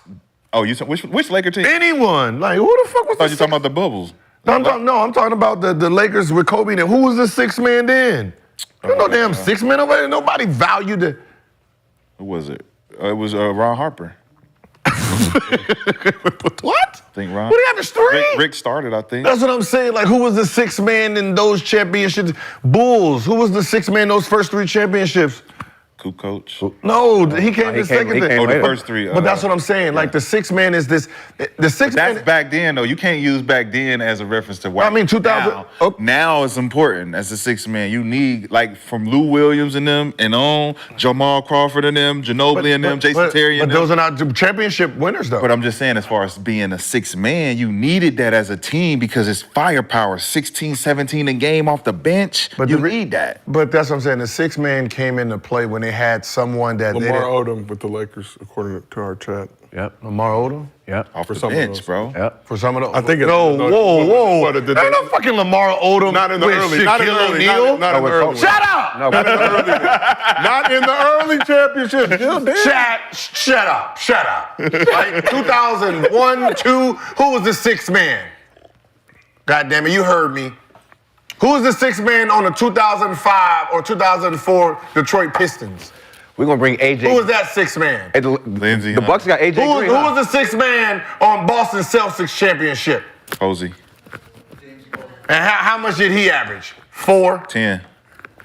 Yeah, 6-man. Like the 6-man, like the Ginobili 6-man and those type of 6-man that are valued at 6-man, the reason that they are valued is because they should be starting, but they're tricking the system. So They're starters because there's a starter that's in front of them that's not actually doing anything. That's with Portis. Portis is a starter. Who's in front of him is Middleton. Who ain't But doing that's what I'm saying. But Middleton was a better player than Portis. So Portis' 6-man role was legit 6-man. Right. That was a legit 6-man. So if Middleton is not playing very well, putting Portis in makes sense. Yeah. But you know what I mean? lose production off your bench because you're putting a guy who We got AJ Green. To be honest, AJ Green. No, what I'm saying is the dirty ball. Who's averaging more right now, Middleton or? I think Middleton is. Okay, then Middleton off the bench would be more firepower in a sense. Okay. You're right. Yes, I guess y'all can't correct me on that 2001, huh? Was that Robert? Here we go. 4 points. Yeah, please. Mr. Foe. A huge part of They Lakers didn't have a love. 6-man. They just you 3 niggas get in. You 1, 2, and 3 sub. Sub, nigga. I can't wait for Robert Ory to pull up. No, I'm just saying. No, it was. No, he's in the San Fernando. Like that's what I said. area. It's just weird. Like when you have real legit 6-men. When you have Lou Williams and you have guys like that, they are actually starters. But the way they play the game is kind of hard to place him. You know what I mean? Like he's not a 1, he's not a 2. So just bring him off the bench and let him come in and just be a guard. You know, that's how that 6-man role. You know who else would be a good 6-man? Like you just said, but I think Clay would be a good 6-man. Now? Right now. Now? He's open to like, it's reduce. nothing like, I think if Chris Middleton take the same, I think I saw something Clay said about taking a lesser role. Yeah, he just said that. Yeah. There was one is him or Wiggins right now to Kuminga. Mm-hmm. Yes. Yeah. To come off the. Like, you know, it's ain't nothing wrong. I mean, because you still gonna do your thing. Right, but it's less pressure on you too. It's less pressure. Play against the bench players. Mm-hmm. Yeah, kill their ass. It's better. Yeah, it's like practice players. Like kill their ass. Yeah, play against the practice niggas.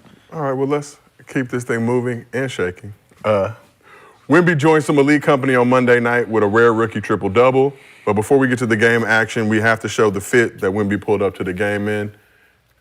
He almost had to do work dressed like that. Now, Brandon, you're a resident fashion expert. How would you describe this look, and are you rolling with it? I'm rolling, for sure. OPM. See ya. Playboy Cardi, Kanye on that yay shit. You see, I got all black on too. I'm lucky I ain't wear my mask. Hood. Oh my God. Shit. So he got his Look book at in the his pits. hand. So he got his book in his hand and the black Air Force. He ready to rob a nigga. Look how little the book looks, and look how long. Tough. That's a tough fit. That means business. Are those dress pants? Gil? Are those dress pants? Huh? No, those like long jeans. Gil? As we call them now, long jeans. Let me get them long jeans over there. Gil, what's going on? Huh? You okay? No, I'm just. The mask? What? Yeah. I'm gonna get you one. No, I see why rappers. I understand why rappers do it because most of them ugly. Like, who could it be? Talk about it. You know what I mean? Oh shit, it's Wemby. Like, I mean, most of the come niggas on, ugly. Like, I mean, Wemby. Oh, it's you. Like, we like most of the people who come in with a mask, right? If they don't know who they are. If Playboy Cardi went somewhere without telling the paparazzi and he didn't have no security, no one's gonna know who he is, right? I'm pretty sure that if Playboy Cardi put on a mask and went somewhere without any jewelry, anything going on with himself to let people know who he is, no one's gonna know who he is. Wait, you said without a mask? If he has a mask on, and he just walked. He just walked. No jewelry, If he went to 24-hour fitness right now, wouldn't know it was him. Would you know that's Playboy Cardi? No fucking way. Fuck yeah. How? How? I don't even know what the motherfucker look like now. It's just or. Huh? Or. So if all so it's all So everybody in 24, if everybody in 24-hour fitness walked in and a dude with a mask on, motherfuckers like, oh shit, what's up with dude? Nah, what's up with dude? It's just a certain. Trust me, he's not just gonna walk in. It's your aura. Like What aura? He's somebody. Like What you're aura? just gonna. It's just the way. It's just the way you move. Nobody's It's the way you no, move. no. It's just the way you move. We know he's Playboy Cardi because half his entourage got Playboy something on it. He got 52 people. We know it's Ye because someone called the paparazzi on him. We know it's Ye because the girl next to him butt naked. Yep. Wearing something butt naked. Yeah. Right? That's how we know. Okay, that must be Ye. Ye. That gotta be He gonna Ye. have some puppy shit on, His all big-ass black with the boots boots on. Yeah, that's Ye. Okay, that's Ye. You put Playboy Cardi in with a mask on. It ain't gonna even and some fit. basketball shorts and a basketball jersey. Everybody gonna be like, It ain't gonna fit. You got dreads. It ain't gonna fit. You're gonna be able to tell who it is. Dude. Right? I mean, just. Fair. I mean, the mask thing was cool when certain people did it. It's like, oh, all right. Right, but I mean, NBA players, you wearing masks. I mean, It's only cool in Halloween, bro. It's the only time It's only cool to the rappers. Only cool. Halloween is Shout when out you- V. Stiviano. I mean, I get. I when agree. you about to stick a nigga up. Stick a nigga up, wear a mask. Stick up, kid. Stiviano. influence. Hey, rapper, y'all influence one NBA player. I can tell you that. Oh no, they influence a lot of them. Well, now let's talk about the actual game and Wemby's impressive performance. Number 1 overall pick, messed around, dropped a triple-double. Oops, almost. That's almost a Wemby game. Y'all fucking up in the back. 5 weeks ago. Western Conference team. Oh shit, okay, Wemby. You know, Wemby looking. But that's the collective. I think they confused Wemby with Rudy. I mean, it kind of looked the same though. He wide open, they ain't give his ass the ball. This is Gills Arena presented by Underdog Fantasy. We are They human kind at of this look. show. Hey, no, be honest. I thought it was shit. He was wide open for the line, but it was like, way that motherfucker off. We got the Wembys. Somebody said, Cap, you know what Cardi be like? Why would I know what Cardi what's her name look like? Cardi. Okay. Well, we'll just Wemby Somebody in the chat was like, he know what Playboy No, I Cardi don't. like. No, yeah, I wouldn't expect none of y'all to know. So Wemby had Only me. 27 points, 10 rebounds, 10 blocks, Stroud. only 29 minutes of game action. First rookie since David Robinson to record a triple-double with blocks. Admiral did it back February 23rd, 1990. Shot, we see you. Wait, Repping. what? Wait, you got a Spurs? No, he got a Wemby jersey. He's For had it what? for a while. You don't even fuck with Pop. We Oh, already you got, said man, that. I Agreed. thought. Nah, Our resident you don't even fuck with Spurs Pop. adjacent fan. Wemby don't fuck with Pop either. Shit, yes, he do. We both don't fuck with Pop. Yes, he do. Snap, crackle, and pop. Nigga, get the fuck up out That of there. Spurs across you. Rice Hey, that Krispie Spurs niggas. across you. That's Pop. Nah. That shit. That Spurs. Not That no more. that shit around. Not no That shit more. around your chest. Not no that's more. Pop. Not no more. You can't say the Spurs without This Pop. shit say wee. No, that shit says Nigga, this shit say wee. Nigga, this shit say crepe. Nigga, nigga, this shit say French fry. Shit say Nigga, bonjour. you hear Tell the me? boot. You see boot. French toast, nigga. French. That's what we on. Yeah. No, that's Pop. Yeah, we triple doubles with blocks, nigga. Huh? Who was the last that did that? The Admiral David Robinson back on February 23rd, 1990. So another Spurs. Excuse me? Are you saying it's a conspiracy, Gil? Another No, one. I mean, A conspiracy? no Spurs. I mean, 10 blocks for any big. That's impressive. I mean, to be honest, it didn't even have to be a rookie. That's more impressive. But just getting 10 blocks in a game for any shot blocker is like that. To be honest, that is the triple double for a guard. And if you got the 10 blocks, Yeah. you ought to think how many shots did he alter in the bad shots too, which is And it's in the era where we ain't got the big really in the paint like that. He coming from the top, he guarding on the perimeter. Imagine if he just down there like everything you come down here is out of here. That was Hakeem and Shaq. Them was push everybody. That was the defense back that shit outta then. here. Push everybody to us. We good. so Who we averaged got the most blocks in a year? I think it's it'll Hakeem. probably be Mutombo? No. What's that number? Might have Because been I'm sure It like probably is gonna be Chet. I mean, it's probably gonna be Wemby. That's what I'm Might have saying, been like, that's Theo what I'm saying. Ratliff. I think Mark Eaton had the most blocks in the season, but let me give you the average. That was so funny is that should be Mark Eaton was a beast with them blocks. that should be the Because I think he He was beating shit. Get that shit out of average here. like 5 or 6. 7. yeah he gonna lead the league. He gonna break some block records. Nah, my man. I mean yeah because of Wilt technically. Why you say it didn't count? Because they didn't have the stat out. Oh, I they didn't thought count you it. said Blocks it and didn't steals count. were not Like, counted where as a why stat it don't till count? 1973-74. He was. Yeah, it was, Give me that shit, good boy. they did said if they did it back, he'd average about 14 for career Damn. Blocks? blocks. So he would have believe it. average the most triple. So he would have the most triple double records and the most quadruple-duple records, but they didn't have. Crazy. I'm not gonna front, bro. I gotta do my history on Wilt, bro. Here we Hey, go. don't waste your time. So He played in a year where it was AAU season. 8 teams. They started off with 9 teams, and then halfway through the season, they just let one whole team go. Y'all just don't come to the games no more. No dead-ass series. Dead-ass don't even come to the game no more. But it was only 8, 10 teams max when them two played. So we have 14. We have a good Wemby-related MostlyFans question from underdog user Streef. He said, "Do you think Victor Wembanyama will become the 5th person to record a quadruple-double? And if so, how many will he get?" Let me just read to you quadruple-doubles all time. Nate Thurman had 22, 14 rebounds, 13 assists, 12 blocks. Alvin Robertson had 20 points, 11 rebounds, 10 assists, and 10 steals. Keem Olajuwon had 18 points, 16 rebounds, 10 assists, and 11 blocks. And the Admiral had 34 points, 10 rebounds, 10 assists, and 10 blocks. Wemby can get it done. Yeah, I think. I'm not questioning. Is he gonna get it done? Yeah, he's gonna get it done because he does pass. He does shot block. So the 2 categories that he would need, he's very active in it. Yeah. Right. Just win. What year? Next year? Do you think he'd be the first player to get multiple quadruple doubles? It's only happened once? Pre-Wilt, which we don't have the stats for because obviously they didn't become stats till 73, 74. Yeah, so no player's done it twice. I think he'll be the first one to get it twice. If they start playing through him, I think that's what I said. They're That's what I not said playing next year. through him. That's what I said. This year, next year. Pass that bitch though. Next year, because he can pass. I think next year when the offense changes and it's his offense, yeah. Sacre blue. I'll say like in a couple years for sure. Because I see him getting older. As he gets older, because that's what I said. If Jokic was a shot blocker and had that type of ability, he would be doing it. So easy. But I see him getting steals too though. Yeah, I was thinking about that too. I was like, ooh, he liked to gamble and give me that. He gonna have a year they're gonna be looking at the numbers like, yo, this shit crazy. 29 minutes though.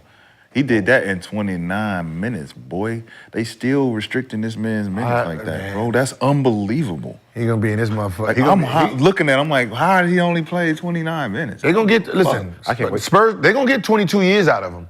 No, for sure. They getting 22 years. All right, hey, listen. He said they gonna get 22. Them 65 games shit, they can say whatever y'all want. They getting 22 years out of young fella. Shit, y'all crazy as hell. Y'all think wait till his like y'all think fourth, these fifth year? Look, Larry Bird and Magic years, they give you 11, 13. Them days is over. Them days of my superstar playing 11 years, 12 years. No, man, this is a business. I believe it. I'm getting these guys at 19. You get 20 years out of these dudes. I believe that money, that San Antonio, that jersey, right? 20 years being sold. Do you think that Wemby will stay in that jersey for his entire career? Hell yeah. 20 years. Not a chance. They give. Not a goddamn. They gonna buy him everything. Not a goddamn. They gonna own the rodeo shows. They and pay everything. too much money. It's too much money. It's like at some point, I got too much bread, bro. I don't give a fuck about. I need to get out of here. Ooh, nah, let me see. Hold on. I need to get out of here. New York. Somewhere bigger. New York. Yeah. That's the only biggest. I need to get out of here though. Get me the fuck out of here. I doubt it. I doubt it. It's hard, man. Because now it's like I want to stand alone on my own legacy. Fuck all this Tim Duncan, David Robinson shit. I came in on that. Tim Duncan played 19 years? Rocking Old Navy. Came in at 21. Because at this point, it's he like he got 22 years. He got to play that long to even surpass them. And they're he don't. Just like even with like Luka. I mean, the only thing that's gonna stop Wemby with Tim is the rings early. That's what I'm saying. That's the only thing. It's the ring. That's a big thing, though. That's a big deal. 5 rings. Let's say he don't win, but he played 20 years. It's like, it's not enough. He wasn't Timmy. Well, how long do you think it's gonna take the Spurs to be competitive? It seems like they're gonna start to make some moves to surround Wemby. I mean, they got pieces. With though. some talent. The thing is, they got pieces to do what? It just depends on who want to come there. To do what? They got pieces. Then no free agents. They got a bunch of young. Or just stay with the youngins. But let's say get rid of Wemby. Let's say you're a point guard looking for a change of scenery. Trade. It's gonna be a trade. I mean, if they had to get rid of Wemby, they had to. Who? He gonna leave. Bro, they're not getting rid of He gonna want out. Wemby ain't going nowhere, man. Trade Wemby? Get me out of here.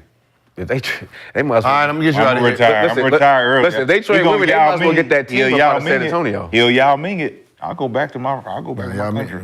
Who? He ain't Yao Minging it. He ain't going nowhere. Nah, he ain't that big. He ain't Yao big. Really? Nah. Yao Ming? Really? Who? Wemby is not bigger than Yao. When Yao Ming was playing? I don't know. No, he said like big as a star. Like overall, Yao Ming, China? But that don't equate here. I mean, there's more. I mean, well, there's more Asian. I don't know. I'm making this shit up, right? I'm just guessing. There's more Asians in America than there is Frenchmen, right? Yep. Okay, so. I mean, yeah. But I didn't research that. I just made that. See, this is when I make shit up. So when y'all think I'm just making shit up, I say I'm making shit up right now. I would just assume that there's more Asians than there are Frenchmen. Yeah. So yeah, I'm pretty sure Yao would be bigger. French toast. French fries. Yao wasn't, bro. French kiss. See, man, I don't think we. No. I don't think we thinking about the time like when the French airline. Like y'all got y'all better stop fucking around with me. Nah, we know Yao was bigger because of this. The players around Yao benefited for Yao. So Steve Francis. That's how big Yao was. That's how big Yao is. So Yao was bigger. That's how big China is. No. That ain't how big Yao is. I mean, here though, they don't equate all them. I mean, shit, they was watching Yao games the next day in the morning. Yep. And still voting. You said the French kiss. I just really made me think like French niggas was getting it in. French niggas do it. I'm just they saying. the romance capital. They kiss like the French do. Listen, that's why I learned to get the work. They went to France and I said, this is how you get the work. This is how you get the work. It ain't. Romeo and Juliet. Romeo said you gotta do it like this, nigga. You ain't gotta get the kisser in her mouth. You gotta go overseas. You got the kisser in her mouth, Brandon. You know that they say the French sleep naked. Yeah, you gotta start sleeping naked and kiss her in the mouth. That's why you always kiss the work in the mouth. In the club, anywhere. Kiss in the mouth. Do not have people out there doing that. You gotta kiss in the mouth. Joe, I'll take you out. You said the French sleep naked. Yes. I mean, I sleep naked. Yeah, that's to get to work, nigga. That's how you tell to work early. Listen, baby, I don't want to make you uncomfortable. I'll sleep naked, baby. Sleep naked, Vaseline on his feet and put socks on. I mean, hey, I don't know what that is. Hey, chat. If you guys want to know how big or how good Wemby is, listen to the media talk about him right now. Gil, we are the media. No, not us. We're players. Listen to the media, right? They're not bashing him. That's how good he is. He's so good right now that they can't even bash him. All the hype that they were saying, all that hype they was giving him before, if he was playing under their expectations, they would be killing him right now. So the fact that they can't even say, his record is that bad that they can't even use the record because he is playing so well. That's how good Wemby is, that the media don't even want to they just pretend he ain't even in the league no more. Yeah, it's all potential. Yep. Oh, the potential. They can't even say that anymore. They're like, oh shit, this motherfucker had 10 blocks. God damn, triple-double. Like, triple-double. Shit. That's how good he is, that the media, like the Clippers, when they was losing, all the media was talking shit. They winning now, they pretend that it ain't even happening. Just look at it like that. And they talking crazy about... Cavs, 18-1? Yeah, Cavs like 18-1, ain't nobody talking about. Yeah. But we were talking about him on this very show. Yeah, but we never talk bad about him. Because we know you don't rock with Cleveland like that. So I do rock with Cleveland. You're not. I had some of my best games in Cleveland, busting my ass over there. You're out of Cleveland, Milwaukee, and Detroit. Wait, Cleveland? Cleveland, Milwaukee, and Detroit. Which just rank those top three. Like if cities, what? Cities. See, the problem is I never went out in any of the cities. So what message is that sending, Gil? No, I mean I didn't go out of New York City when I played. Okay, that's fair. So I didn't really go out like that. So team morale. I don't like Minnesota. I don't like Minnesota because during that blizzard they didn't cut the hot water on, so we had to use the the heating pad water. We had to use the heating pad water, and that was too hot. But Hey, Gil like me, one little thing. Yeah, just be little. I don't like that. I don't like that. Oh, that's dirty ass water. That's that dirty ass water. The heat pad water is That dirty heat pad ass water. We couldn't even take it. You wash your skin with that? What I'm saying is it was so cold. They just left the water cold, so we was. And it's a blizzard outside, so I was like, oh, I hate y'all for this. Oh, I hated them for that. But that, you know, it ain't nothing like the city itself did or the franchise. It's just like little. But you know, you find a reason to hate teams so you can play better in those cities. For sure. You know. Well, let's talk about two of the top teams in the West right now. They faced off in the arena formerly known as Staples Center. Ant-Man and the Timberwolves came to town looking to make a statement. You may recall the last time that the Clippers and Wolves faced off. The Wolves got the win, and Ant gave us this instant classic.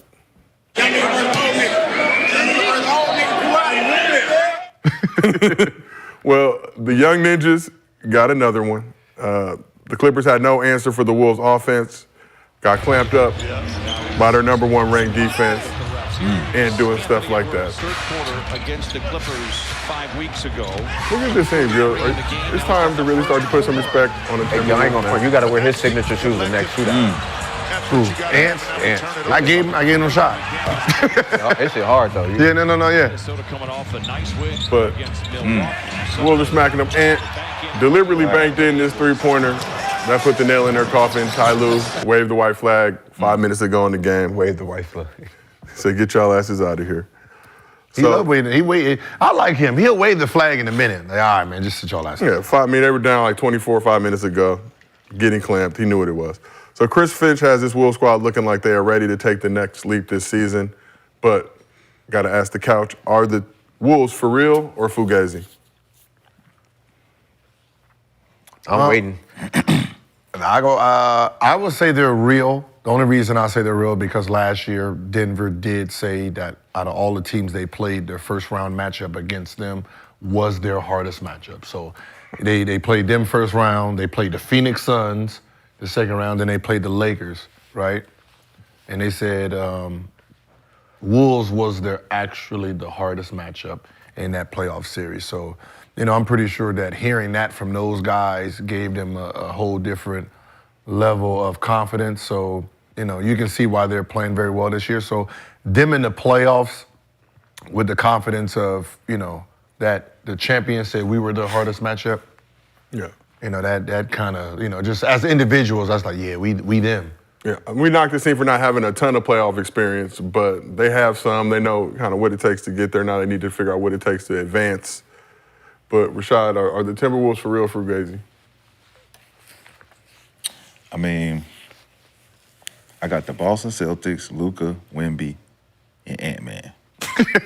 Those are your. Wait. You got wait. Say it again. No, yeah, that's some fun. People don't understand how players do that. I can't say I fuck with Timberwolves, but Ant-Man is my guy, Luka my guy, Wemby my guy, and the Boston Celtics. I think all those players was like that though. We got our play like I fuck with Golden State because of Steph. Yep. I mean, you know, Lakers because of, and it's like, you know. But you're not watching a Warriors game if Steph's not playing. No. Are you turning the channel when he gets subbed out?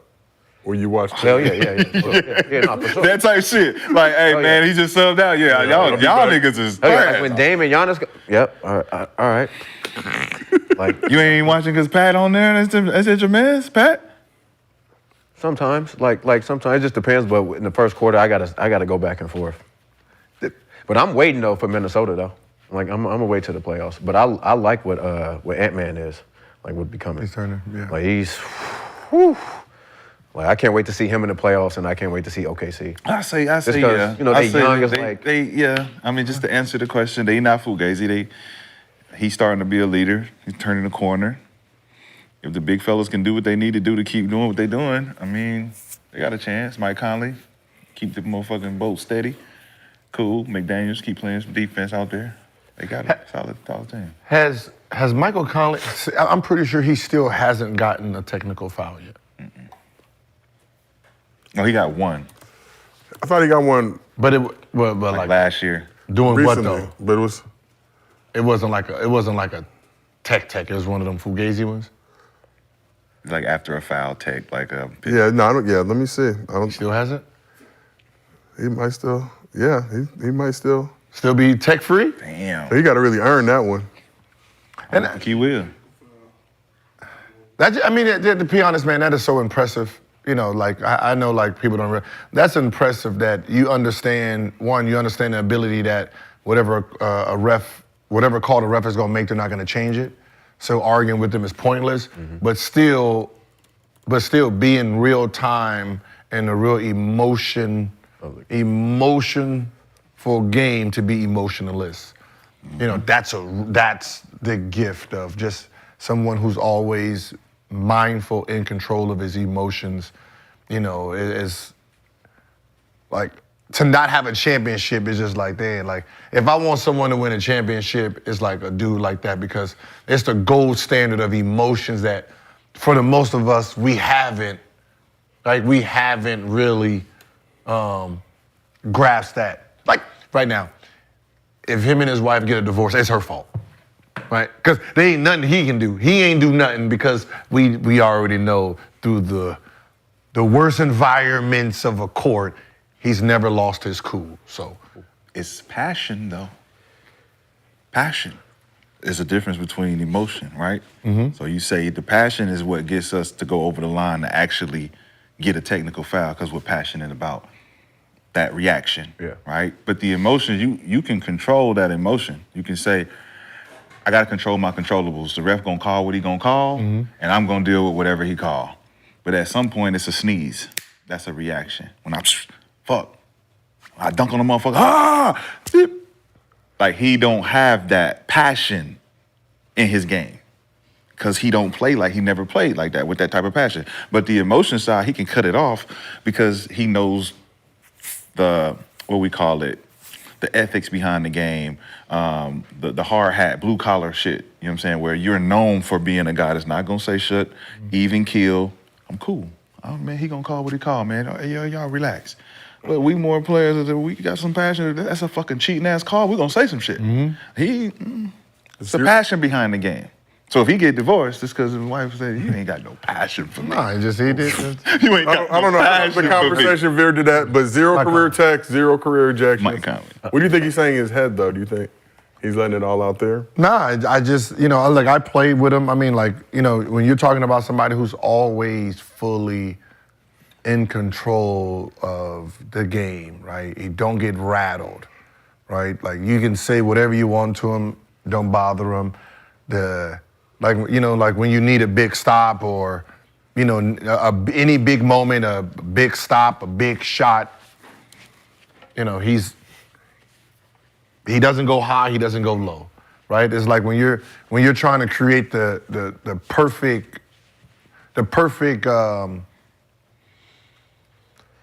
not player, but the perfect mind to go into a situation, right? Nothing phases him. Like if you put him into, like if I would want him as a cop in today's world, right? That means no matter what's going on and, you get out of the car, pull over and you get out of the car, you start reaching, he's not the type of mind that gonna react. That reacts, right? And say, oh, I was scared for my life. He doesn't fall under that. He's like the perfect soldier when it comes He's by the book. He's doing everything about just, shit gonna happen during the game. They gonna have a run. He's one of those. They gonna have a run. We're gonna have a run. Refs gonna make some bad calls. They're gonna make some good calls, right? So there's no point even getting out of ourselves on stuff that's just part of the game. I'm gonna make shots. I'm gonna make shots. Yep. I'm gonna make a layup. I'm gonna miss a layup. And that's the mindset that he has. And it's just that is the point guard on that Wolves team. So you know what I mean, like if I had to put someone in the Western Conference Finals besides my Lakers, I'll say Wolves versus Denver. Wolves fans, if you're watching this, please take notes. If you would like to support the show, download the Underdog Fantasy app. Use promo code Gil. We'll match your first deposit up to $100. I think Gil so eloquently put it.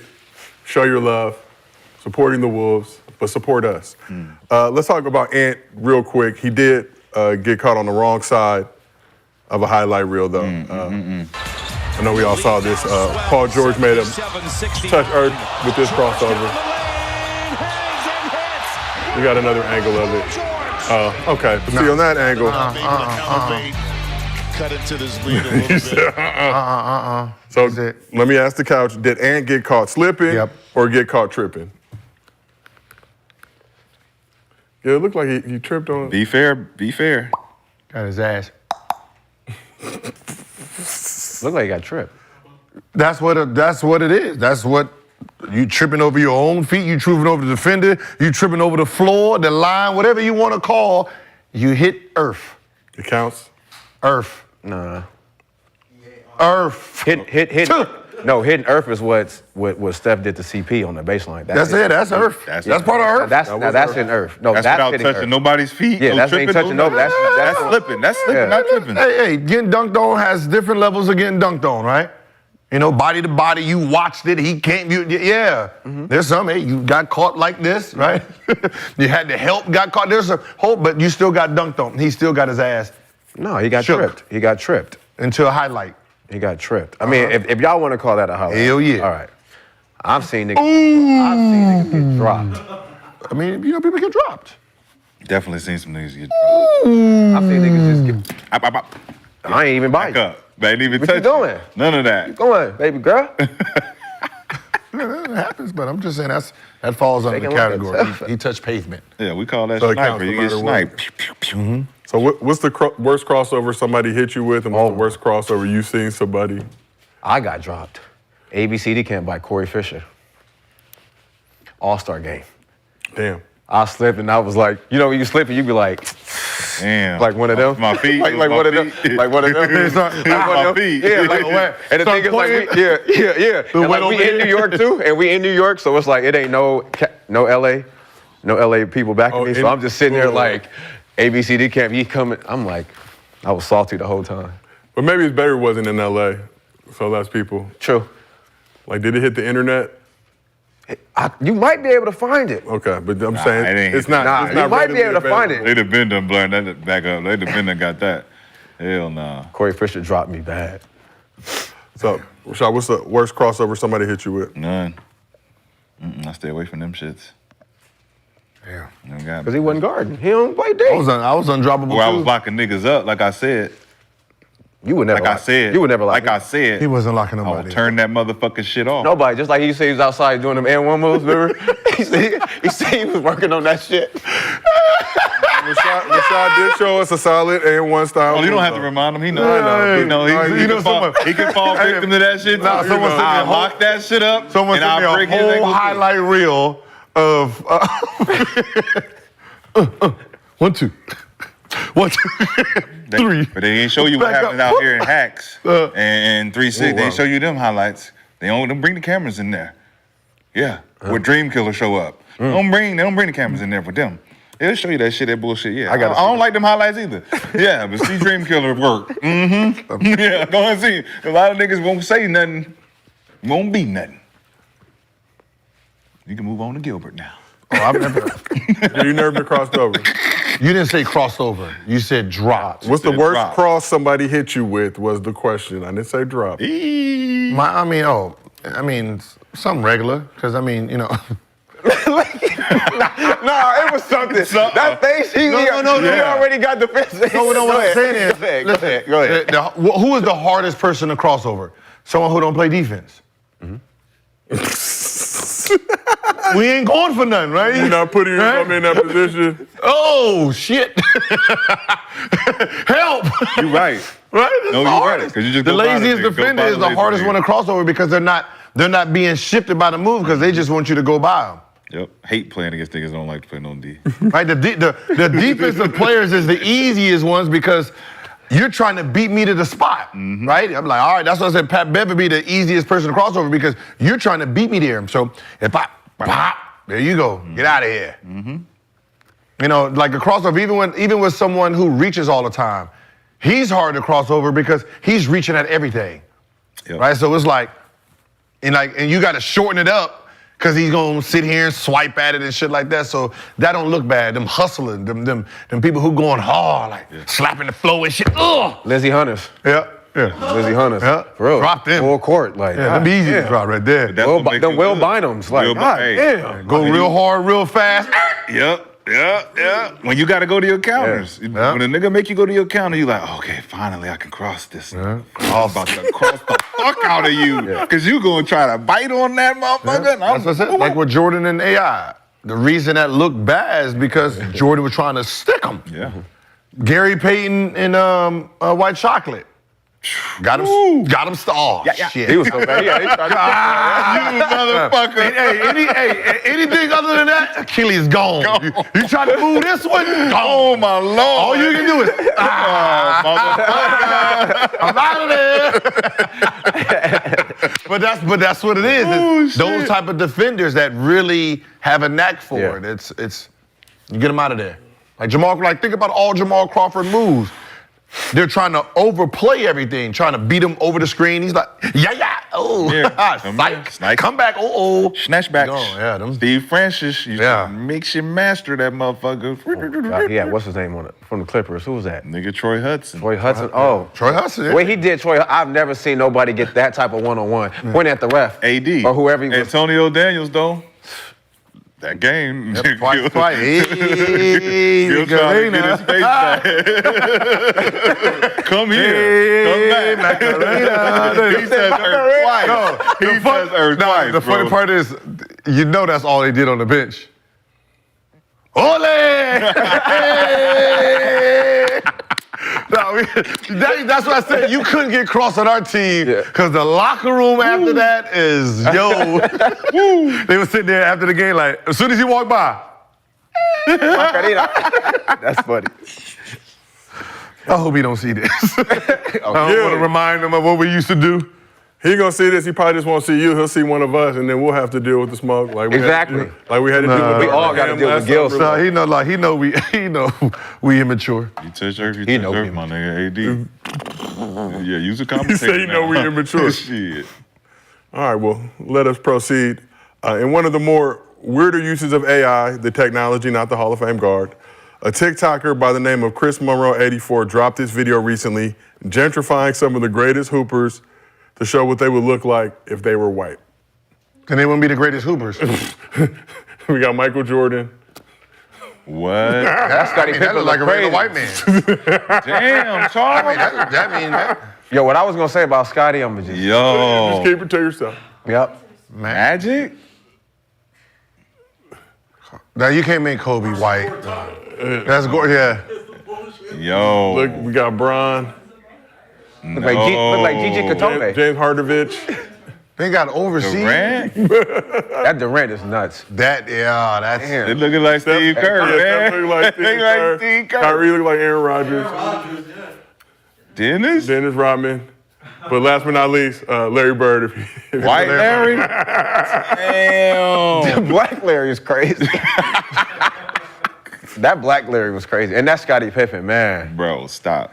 I mean, AI don't need to be used for everything, ladies and gentlemen. I mean, that's what AI is good for. Just wishing that these players was black. I mean, wishing these black players was white. I'm pretty sure that's an American dream right there.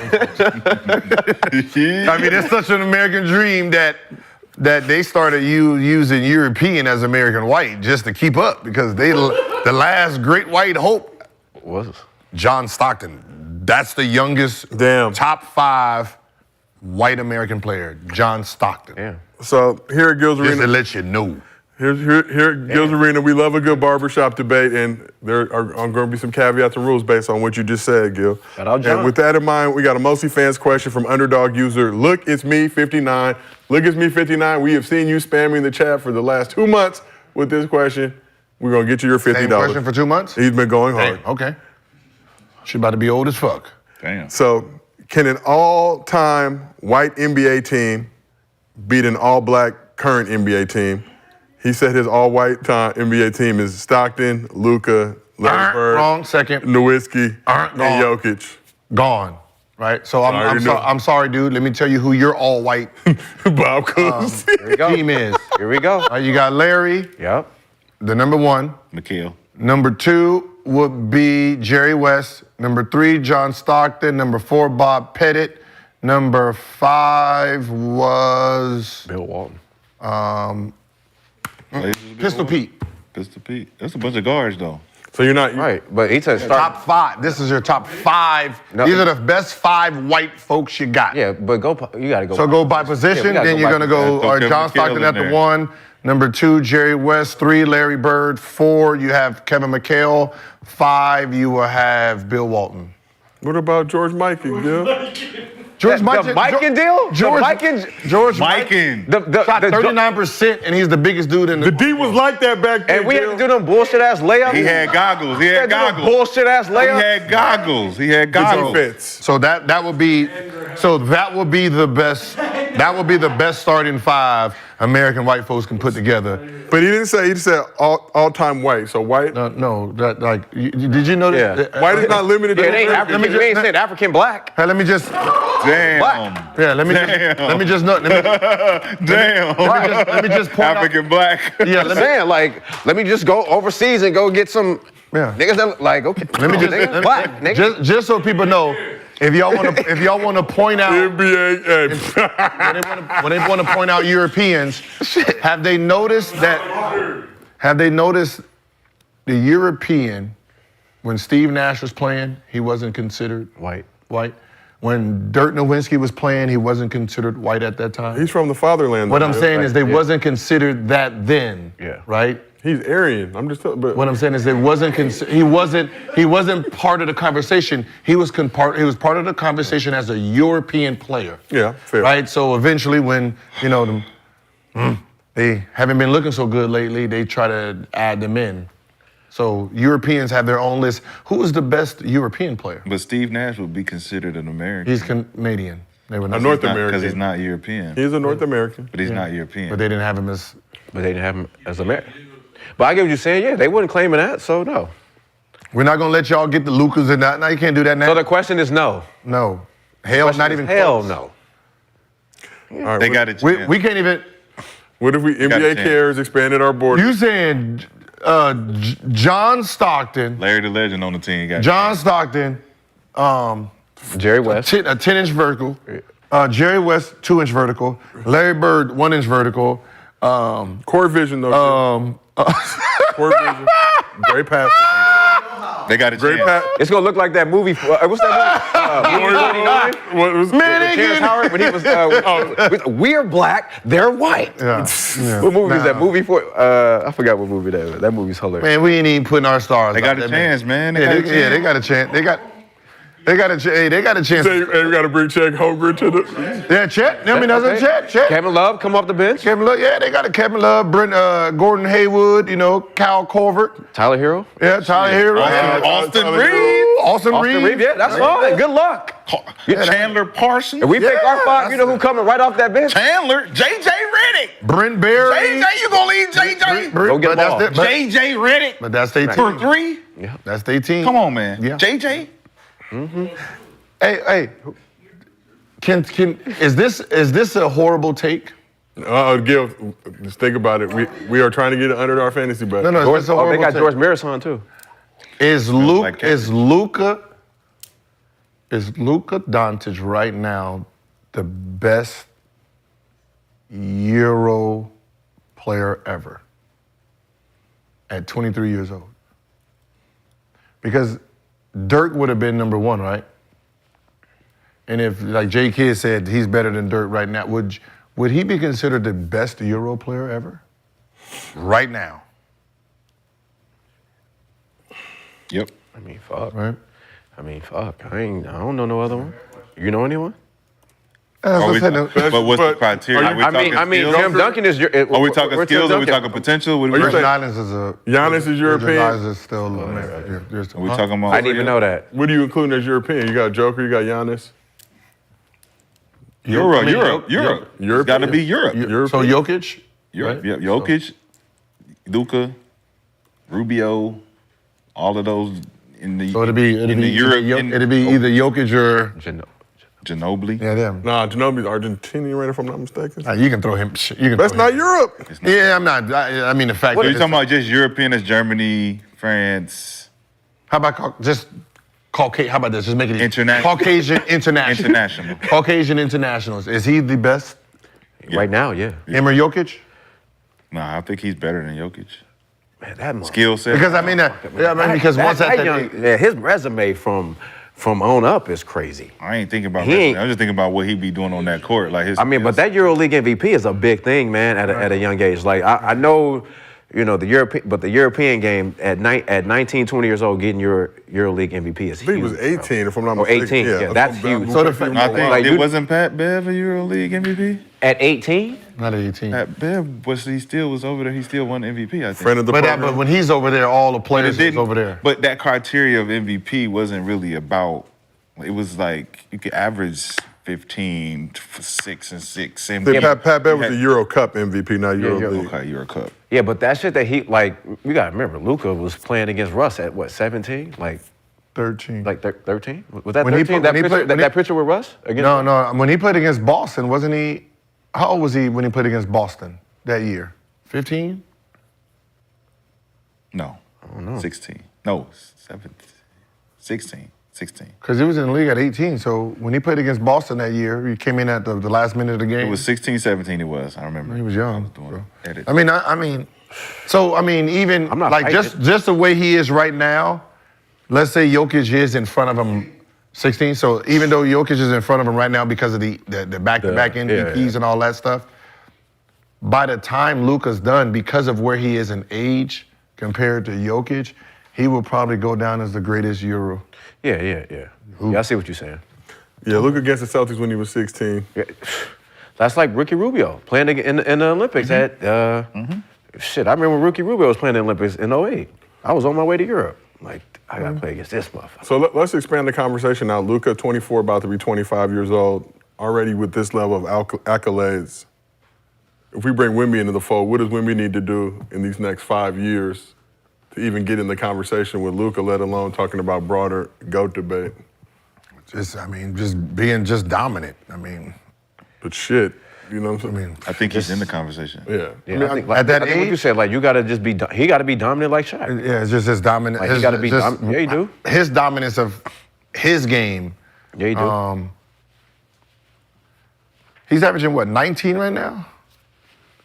This game is. I mean, shit, he can be average. I mean, I'm pretty sure next year he'll be anywhere at the 25 to 27 a game. It's highlights at this point. It's the highlights. Wemby's averaging 20, 10, Highlights. 3.2 blocks. 2010? 2010 and 3.2 Oh, blocks. shit, he averaging 27 next year. Think about it. For sure. So if you take the numbers out, you say, all right, the numbers gonna be inflate theyself. The numbers gonna do what they do. Inside those numbers, it can't be boring numbers like Tim Duncan numbers for him to be over. But he ain't gonna be boring. That's what I'm saying. So his highlights is gonna take him over the top. What he does with them points, what he does with them rebounds and blocks, like the 10 blocks, how he was blocking that shit, and you know what I'm saying, it's like, okay, this nigga's called. Yeah, you say 27. I think like Wemby could be in the 30 range, just depending. I know. That's what I'm saying. Like so Luka averaged what? That first year, 21 points. I mean, yeah, 21 points, and then he jumped up to 28 the following year. So it all depends on where he finishes. You know, this year. He gotta be dominant like Shaq. For that big.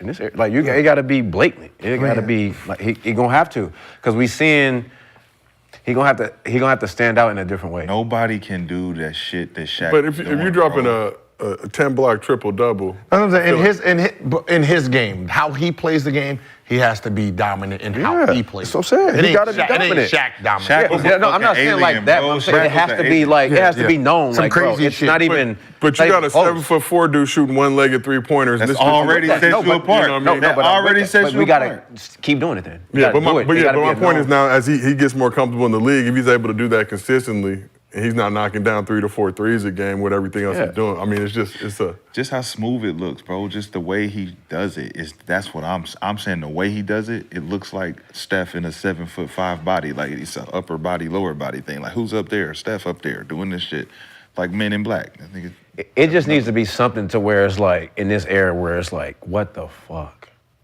Like it needs to be that. Are you not seeing that already though? I guess is the question. No, yeah, but I'm just saying in the next 3, 4, or 5 years, like it needs to be just blatant. Like, yo, this is something we've never seen before. For sure. Like Bron. You gotta be dominant. Like what? Like Bron. We'll never see nothing like Bron again. Or Steph. We'll see another Steph. No, we won't see another Steph because, nah. The only reason we're seeing that is because he still is an average man compared to everything else we see in the NBA. That's all. I mean, I'm just going by that. Okay, because like Mike, Mike is an average, Mike who? Michael Jordan. Like I'm saying, the height. No, I'm just talking about the motor Kobe. itself. Well, Kobe. I mean, but I'm saying the motor Kobe, itself, right? So when we're talking about Mike, that motor itself, 6'6", big hands, 48-inch vertical, right? It's hard to. It's hard.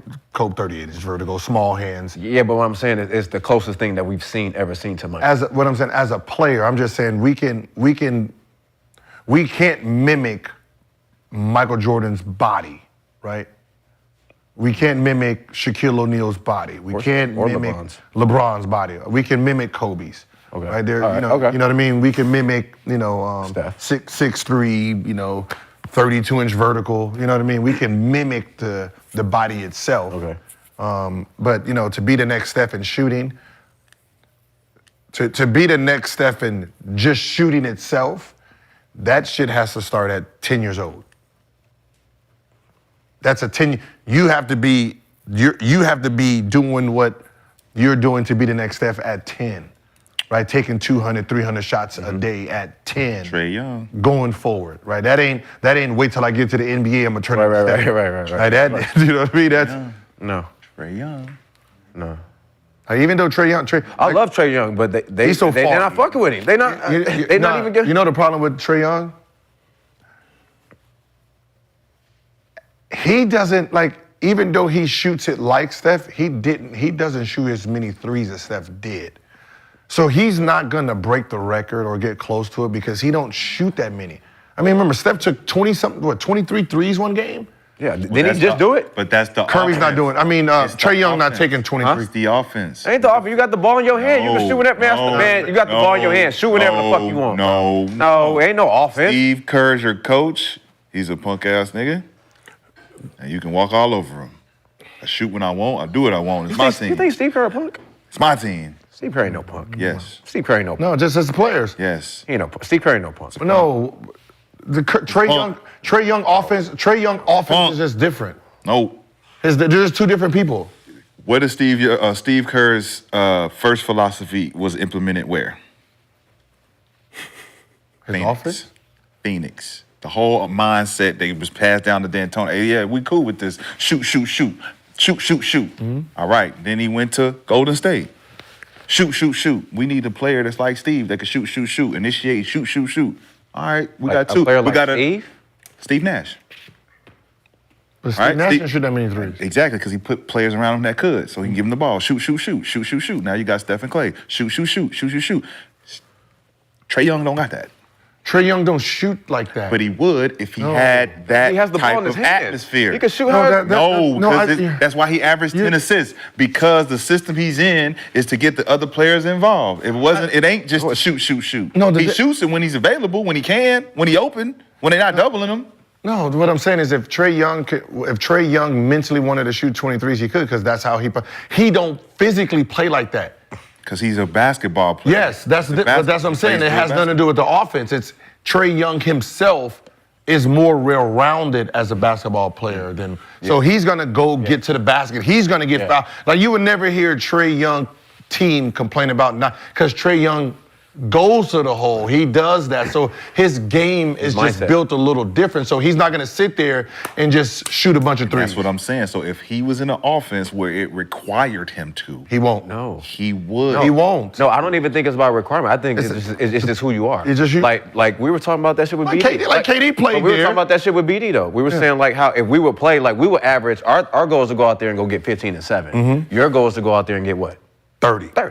So it's just a different mind. It don't matter. Even you can put me in the same offense as Gil. I'm still gonna play the same way I know how to play because that's just how I remember. play. I tell you, if I move you off the ball and say you're coming off these screens to shoot this bitch, you're shooting it every time. No, I'm still gonna. If it's there, I'm still gonna play my game. My offense was Princeton. Right, the same offense Mike Bibby had, the same offense Jason Kidd had. We're in the same offense. We're doing the same exact plays. Yeah. We're different players. You had different abilities. No, Yes, they have different abilities. We're talking about two players who have the same ability. No, they have different abilities. But they have the same ability. Different. What's the ability? Shooting a three is their ability, but that's... Now, we're saying abilities and ability. I'm saying the ability that they have in common is shooting that bitch. You take Trae Young off the ball, and you have him coming off screens like Steph, that motherfucker's putting that bitch up. Not every time. He's still going to come and he's still going to want to come score. Steph is not just bringing it down and coming off and just shooting that bitch. Steph goes to the bucket, too. He does go to the bucket. Who goes to the bucket more?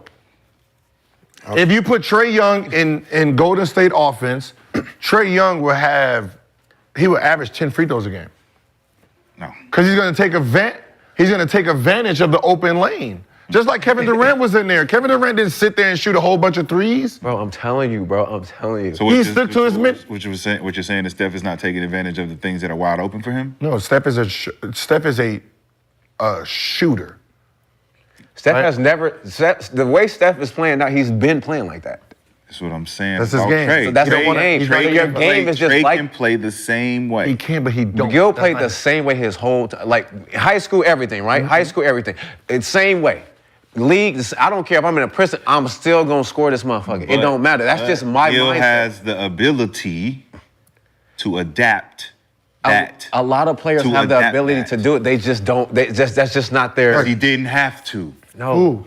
He didn't never have to adapt his game because it was part of his DNA. Look, I'm doing the thing that I do best, the thing that I do most. Everybody has to adapt their But if game someone else to came win. into the Wizards and said, like, you got to do more of it. Remember, I think it was that last year you said Flip wanted to pass more and to consider it, and he thought about it. Like, I thought about it, and I'm like, but then who's gonna do what I do?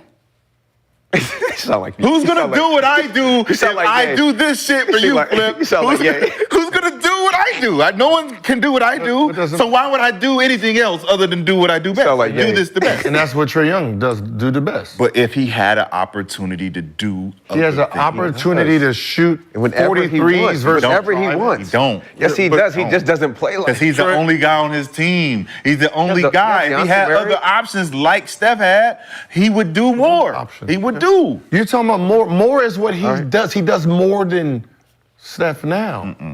He passes more. Because he does more. Because he has to utilize the offset of the guys that are not as good, like Clay and Dre and Wiggins and all them other. He has to try to make those guys good. He got to try to make players. If he didn't have that pressure on him, he would shoot more. He don't want, but that's what he's not. Trae Young is not trying to sit and shoot 23s or 10 threes a game. That's not his game. Because he can shoot. He uses his shot to get to the basket. Right, you're gonna pump fake. I'm gonna go. Same thing with KD. KD can shoot the shit out the three, but he's not gonna waste his time just chucking a bunch of threes up. I don't think Steph actually wants to do the shit. I think 3 is more than 2, and that's what I'm gonna do to keep. I'm gonna keep my team in the game. I think Steph do want to do that shit. Like Reggie Miller. Like that's what he did. Reggie 3s Miller is more than 2. I think niggas do want to shoot threes. You saw that 3 shot against Indiana with them 2 niggas in front? Can, because I can do it. No conscience. I'm good at this. No conscience. All right, that's what I do. You guys mentioned earlier Wemby having the potential to be Shaq in terms of dominance, not the exact same, but let's talk a little bit about Shaq. Shaq today is getting his Magic jersey retired. Oh, shit. Yeah, in his 4 seasons in Orlando, he averaged 27 points, close to 13 rebounds, 3 blocks, nearly 300 games. Now, we love Shaq around these parts, so just want to go around the couch. What's your favorite Shaq memory? I know the only memory I have is as in Orlando is when he did that commercial and he hit the fucking penny doll off the couch. Ooh, that irritated me as a Penny fan. Ooh, don't you do that to Little Penny. What'd you do that Don't do that to Little Penny. But like, because I was a big Orlando Magic fan at the time. So, I remember when I seen that commercial, like, oh, I don't like him. What, you say you smacked Little Penny? Yeah, it was like they were, it seemed like they were going like as a kid, I think they were going through like a little beef thing. Right. And then it was like in one of his commercials, had like the penny doll over there. He kind of like hit it out, and that. Damn, Chris Rock been getting smacked. Damn. That was granted, that was an interesting correlation. That was an interesting correlation. I couldn't help it. Damn, Chris. I couldn't help it. Nah. You been getting slapped. That's crazy. Well, is this the one, Gil? No, I got to see it. There it is. Yeah. Oh, he just elbowed It don't matter. You know, elbow little Yeah. Penny, put Penny with the glasses on and shit, have him looking like Steve Urkel. Shout out Jaleel White.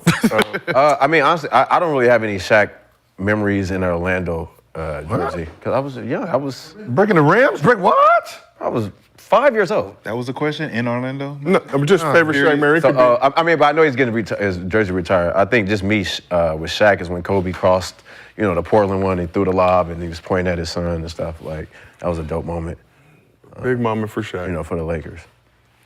I mean, I think it's an opportunity to give Shaq his flowers. I have so many different Shaq moments. He was probably my favorite player outside of AI and Vince and Kobe. Like, I used to pretend I was Shaq because we used to play on the 8-foot goal. And I used to just dunk every fucking thing.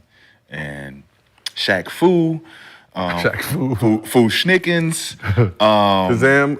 Kazam, man. Great movie Like, we're for talking his time. like Shaq was everything from the shoes to the animations that he had, and then carrying over. I remember we were playing the Heat, and I heard "Every Day Is Hustling." I thought that was Shaq because the first time they played it, we was playing against them. I'm like, who the fuck is that Shaq on there? And I was like, take it, that's Shaq up there. He's like, that shit hard. It was like, that ain't Shaq. That's Rick Ross. That's baby Shaq. And it was a disappointment at the time because I was like, that's a hit, right?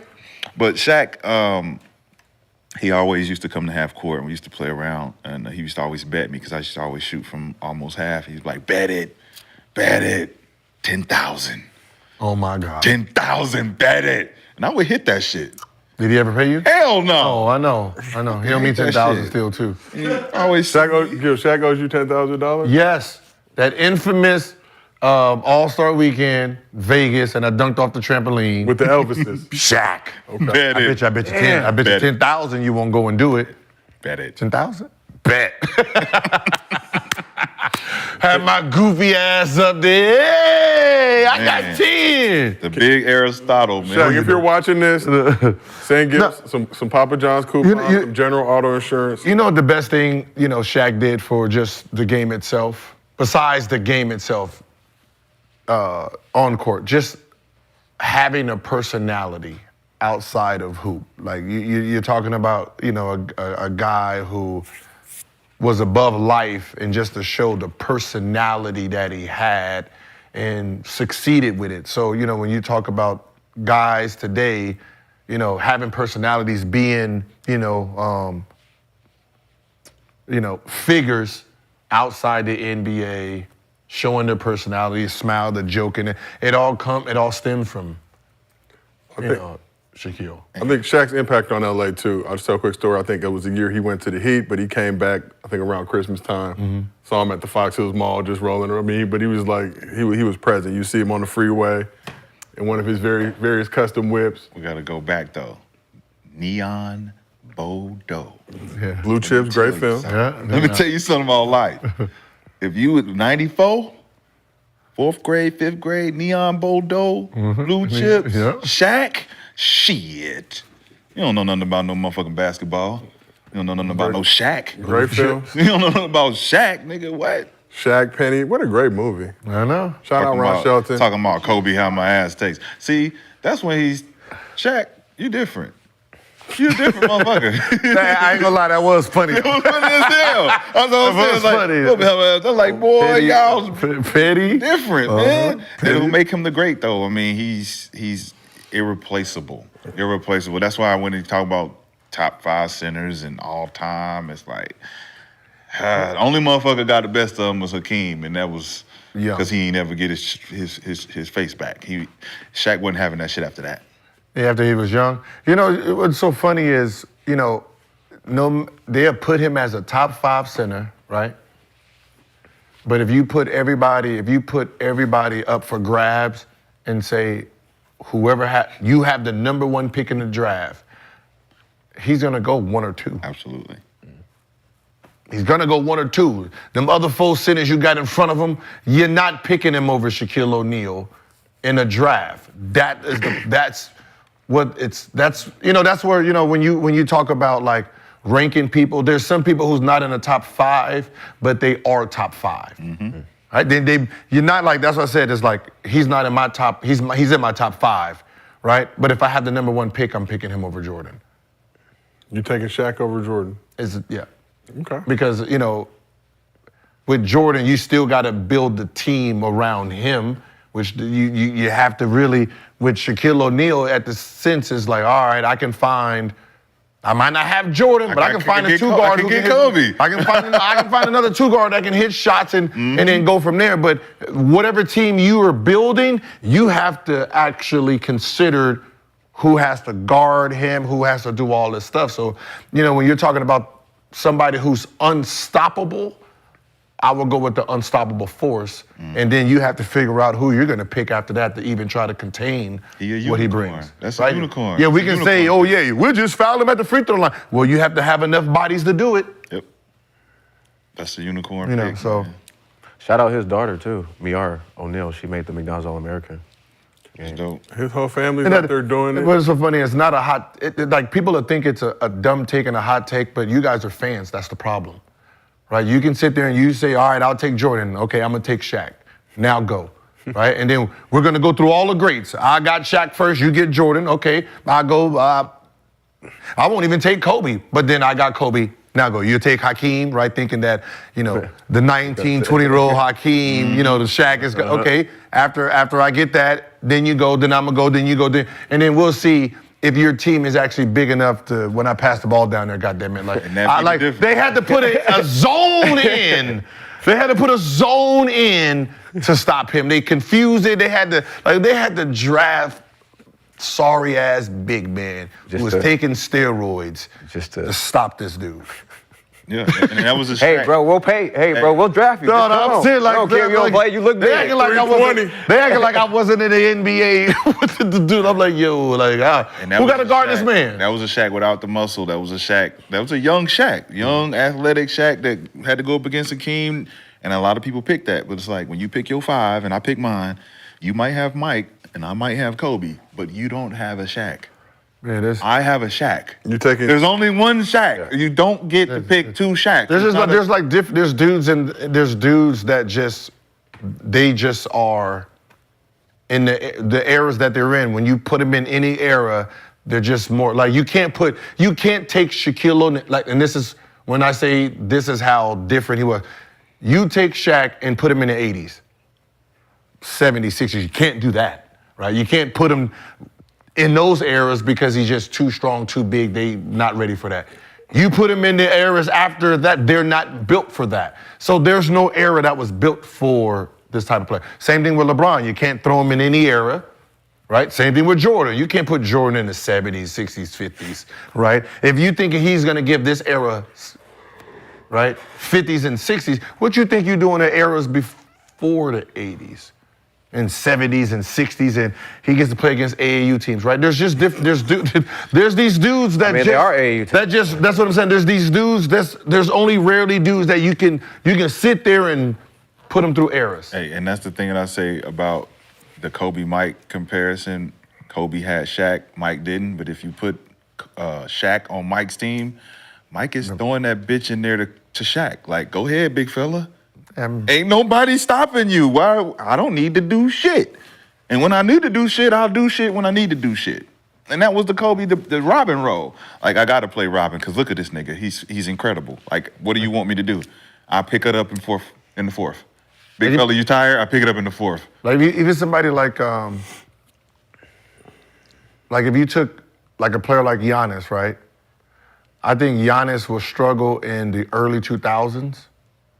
I think he'll struggle in the early 2000s. That's the only era I'll see him struggle in is the early 2000s. Oh, yeah. 90s, he's fine. 80s, he's 70s. I mean, because they're not used to the 4-man bringing the ball up, coming through the lane. But the only thing that would have stopped him would be the zone and compact era. Shit.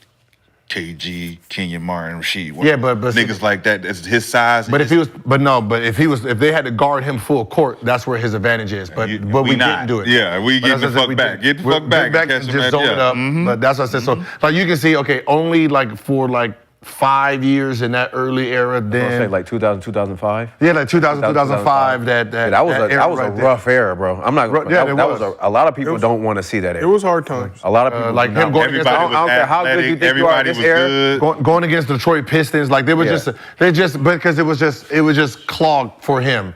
Jokic. I mean, his skill set, his passing. I don't think that he would have averaged 10 assists in the other eras because they didn't have enough shooting like that. Look, I'm gonna be honest with you. Jokic ain't better than the Gasol brothers. I'm just all around. Just both of them motherfuckers was so good. They was ahead of their time. Park it. They was ahead of their time. You can park it. You can compare it. I played with Mark. If you play basketball and you seen them too, and you watched them, I seen them. You can park that. Like talking about Jokic, where you think he got it from? I played Mark. Where you think he got it from? No, I played with Mark. Mark was good, but you can park that. Jokic was just more advanced. Nah. He ain't even doing different moves than they was doing. He don't need to. He don't need to. Because the defense is worse. Like I said. Because who you going against? Like I said, you can park that. Paul and Mark going up against each other. You can park that. I seen Paul Gasol give work to real defender niggas. I seen Paul Gasol become a beast after he played with Kobe. Nah, because you didn't watch the game before that, nigga. Okay. They didn't have cable overseas. Rashad, they didn't have cable overseas, nigga. Okay, like I said, I mean, 08, what you said? 08? Are you talking about Memphis? 07, 08? Memphis? They ain't have it. No, that's fine. That's fine, but Gasol in Memphis? Memphis Gasol? What the fuck? You don't even know what he's talking about. I mean, that's like Chris Bosh in Toronto. Okay. What's the difference? What you mean? What's the difference? What's the difference there? Did you watch him? Did you watch him? Yes. Did you watch Chris Bosh? Did you watch Chris Bosh? Chris Bosh was my class. He was my class. Okay, they was the same before they got with who they was supposed to play with. No, he wasn't. Yes, they were. They were the same player. His name same player. CB4. Them niggas the same player before. One went to play with Kobe, the other one went to play with LeBron. They the same players before. No, he wasn't, bro. Both of them niggas. Who? Paul Gasol and Chris Bosh. He's saying that they was not that good before. No, they were good, but I'm saying they were, until they got with them other dogs, then they became. Bosh was the dude. They was the dude, nigga. No, what you talking about? But he said Paul Gasol. Paul Gasol. Paul was nice. Paul was nice. Yeah, but he said Paul Gasol better than Jokic. Why you think they went and Paul got Gasol was Paul? better than Bosh? Listen, man. He wasn't. Paul Gasol was not better than Chris Bosh. Are you kidding me? No, he wasn't. He wasn't. Nigga, nightmare on Elm Street. Street. Yeah, all right. Y'all got Chris. You got Chris Bosh fucked up. No, Chris Bosh all the way. You got Paul Gasol. No, you got Chris Bosh. Why you think his jersey up there? Why you think his jersey up there? Yeah. Why you think his jersey up there? All right then. I mean, you got one with Cole. I got to start at 5. It's for the couch. Got to start at 5. They said BJ at the 1, Gil at the 2, Josiah at the 3, Kenyon Martin at the 4, Rashad at the hotel with the work. Damn, that's fucking crazy. That's fucking all right, let's go. Nico, you fucking fucked up. Rashad at that. Let's go to MostlyFans. Who said that? Let's go to MostlyFans. I'll take that. You don't have no perimeter skills. I'll take that. I'll see Nico, y'all after the game. Nico Springs. See y'all after the game. I thought you said another name in front of me. I was about to say, she's still talking. Oh, no, that's it. Nico Springs. Sit Rashad at the hotel with the work at I'll the 3. take that. I'll take that. Damn. Be on the lookout for the workshop coming soon. Jeez. I will take that, though. I'll take that. That's what I said. I was like, okay, that's funny. I'll be y'all after the game. I was like, that's funny, dog. Ladies and gentlemen, this is MostlyFans presented by Underdog Fantasy. Do yourself a favor, download the app, use promo code GIL. They will match your first deposit up to $100. Valentine's Day is right around the corner. Surprise your boo or your work with the Underdog Fantasy app. But make sure you use promo code GIL so you get a $100 deposit match. They will love you even more. So we got one question today. It is a video question from MostlyFans or Underdog user Grit1of1. Hey, what's up, y'all? Say, look, my question is, how hard would it be for a random person to read an NBA scouting report? And 2, what was your favorite away arena to play in? Oh, man. Man, you know that nigga drive like this with the seat back. Yeah. That nigga, he drive with the seat. Like, why you just sit up? Nigga parked over, still seat back. So how hard would it be for a casual to read a scouting report, and what was your favorite away arena to play in? A casual fan? Like just a fan that... They handed you a scouting report and they had to go through it? Easy. Read the scouting report? But actually, like understand it and go stop somebody? No, That's I mean, too stop. different. Well, well, I mean, because if I'm reading it, Terminology if I'm already. reading it, no, I don't think a casual fan understands shit. It's coming for the game. Yeah, for sure. Like, because reading a scouting report and then understanding what they gotta, no, they not. No. Side pick and roll, what No, we doing? no, What we no. doing? Okay. This guy does this. They would not understand. No, blue. They wouldn't. None of that. Shit, I forgot blue. Full rotation. Oh, down.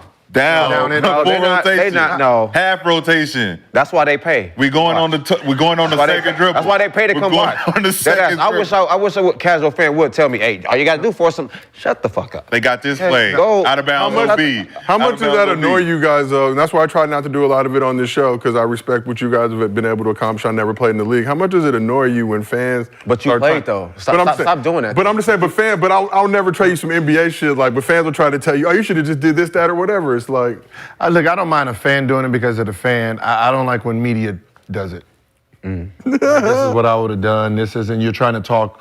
You're talking layman terms to something that's very, very. It's very, very detailed, right? So even a scouting report, right? We get a scouting report every day. So if Luka's scoring 35 points a game and these motherfuckers scoring 35, there's a scouting report. There's teams giving scouting reports. All right, we're gonna push him. We're gonna push him right. He gonna do this move, do this move. Yeah, that shit sounds good until you face that motherfucker, right? Yeah. This shit sounds like, remember, speed and strength don't have nothing to do with this scouting report. All right, when we gun out, LeBron James gonna come in. When he comes real hard, take a charge. Yeah. And then you see him coming. Oh shit! Oh no! Right. Steph Curry gonna shoot the three. That was a lot. No, what I'm saying is Steph Curry gonna shoot the three. John Morant, what I'm saying, John Morant gonna come, and then John Morant gonna do this. It all sounds good reading it on the piece of paper until the dude is coming to you in full speed, right? Right? It's the scouting report is the scouting report. The scouting report is like what happened? It's just like regular rules to just life itself. Nah, that's the terminology to it all. And like you say, with the media getting mixed up. And I believe it's more so them trying to influence the fact that they want the fans to believe them more than us. And that's one of the things that really kind of gets under my skin is like, you ain't ever been in the locker room listening to the scouting report change mid-conversation because one player who got to guard that nigga is like, nah, coach, we can't, we ain't do that. We got to face him baseline. We got to force him baseline because this is what I'm going to do to him. Ooh. And then even things we practice in practice. Like, some coaches don't go through all of the fucking strategies. And we're like, oh, we're just going blue and red on this side. It's like, we're not going black? We're not going to go over to black? What about at the top? What we're going to do? We're going to push him over? Because he's been hitting that shit lately. We need to talk about going under. Are we going to go under, get stuck? Are we going to go under one? Or are we going to under both? Like, there's a lot of shit that goes into it. And if you're a detailed player, an analytical player, you want to know all of the strategies. You want to know, all right, what exactly is this nigga doing tonight that he wasn't doing 4 games ago? On the last 3 games, this motherfucker is averaging 40. Yo, you got him. What we doing tonight? What you feel comfortable doing? Because you're going to have him for the first 12 minutes of the game. If he get off 20, we need to change the strategy now. Scouting report is crinkled up. We got to throw this bitch back here. That's out the window. What we doing now? What's plan B? So, favorite road arena to play into is the second part of that question. Favorite what? Favorite away arena to play in. Oh, the Madison Square Garden. Oh, Madison. Madison Square Garden. American Airline Arena. Work? Oh my God. The work? Lord have mercy. The cheerleaders, you might catch a good straight in there, boy. Well, for us, niggas that like American Airline, niggas that like to put that ball in that hoop, Miami, and put on the show, you get rewarded after put that ball in that hoop and put on the show. Everything starts at Madison Square Garden. Straight to Tootsie's afterwards. Tootsie's, baby. What you doing in New York? We're getting in the goddamn taxi. No, nigga, nothing. It's flavors. Nah, it's flavors. No fucking flavors. Yeah, it's a lot of flavors in New York. Fucking honking and it's a lot of flavors. Crossing the street, walking and shit. Nah, nigga. Nah, man. I mean, on the beach. Just depends on what type of women you like. I'm on the beach that's with all. a chica. You know. Ladies and gentlemen, great play. Doing a fiesta. Now, let me say one thing on the scouting report. Always remember, this is why a scouting report is sometimes pointless, right? The ideal of what a scouting report is, give you some intuition of what's going to happen. But think about a player like Kyrie, KD, right? The stars. When you're going through the scouting report, who the fuck on your team gets to be them, right? So I have a bench player coming off the bench. I got this. Know what I'm saying? My head too, Right? Like, you know what I mean? Like, so like that. So think about it. Like, so if Joe's on the team and we're playing Jokic, Joe is Jokic. I'm cooking niggas on scout team though. That's what I'm saying. But it doesn't give you you're going against. I'm going against Kyrie Irving. I gotta stop Kyrie Irving. And the backup coming behind me has to be Kyrie Irving. How does that look in real life? I can stop you. You know what I mean? I gotta guard Kobe. You are Kobe. It's good luck. You get to be Kobe. It's good luck. But I'm saying is he gets the backup, the guy who don't even start in front of me has to be the best player in the world at this point. That lets you know how far the scouting report will be off. Because what I'm doing against him, that ain't even going, Kobe. But remember, the scouting report is for the systematic strategy. That's what I'm saying. It's the systematic of, all right, we're going to push him in. It works when this person is Kobe Bryant. It's not helpful. Like, oh, yeah, we're just going to push you in the corner and be like, okay, yeah, this shit worked. And then that's Kobe, and he takes one dribble, pull up, fade away, pull up, fake, come through, and now he got the whole fucking 300 moves he got. Yeah. Now, hey, coach, this shit ain't working. Yeah. Can we blue it? That's what happened. All right, we're gonna blue it. Okay, now he spit through the blue, dunk. Hey, can we black it? Can we black it? Can we He gonna split it, hit the fadeaway. Hey, can we just switch? I don't want to guard this motherfucker no more. Can we just trap it and get it out of his hand? And that's what ends up happening. That everything you done went through in practice is irrelevant because the real player is who you're playing against. But that's the real one. You guys watch tape. That's what make them great, though, right? When you are guarding the real motherfucker, and we scouted this motherfucker to perfection, and he do his shit, and then we all look at the bench like. I remember we're in the playoffs, and I got to be. We're playing Hawks in the playoffs. I was with Orlando. Right? And it was like, all right, Gil, you Joe Johnson, right?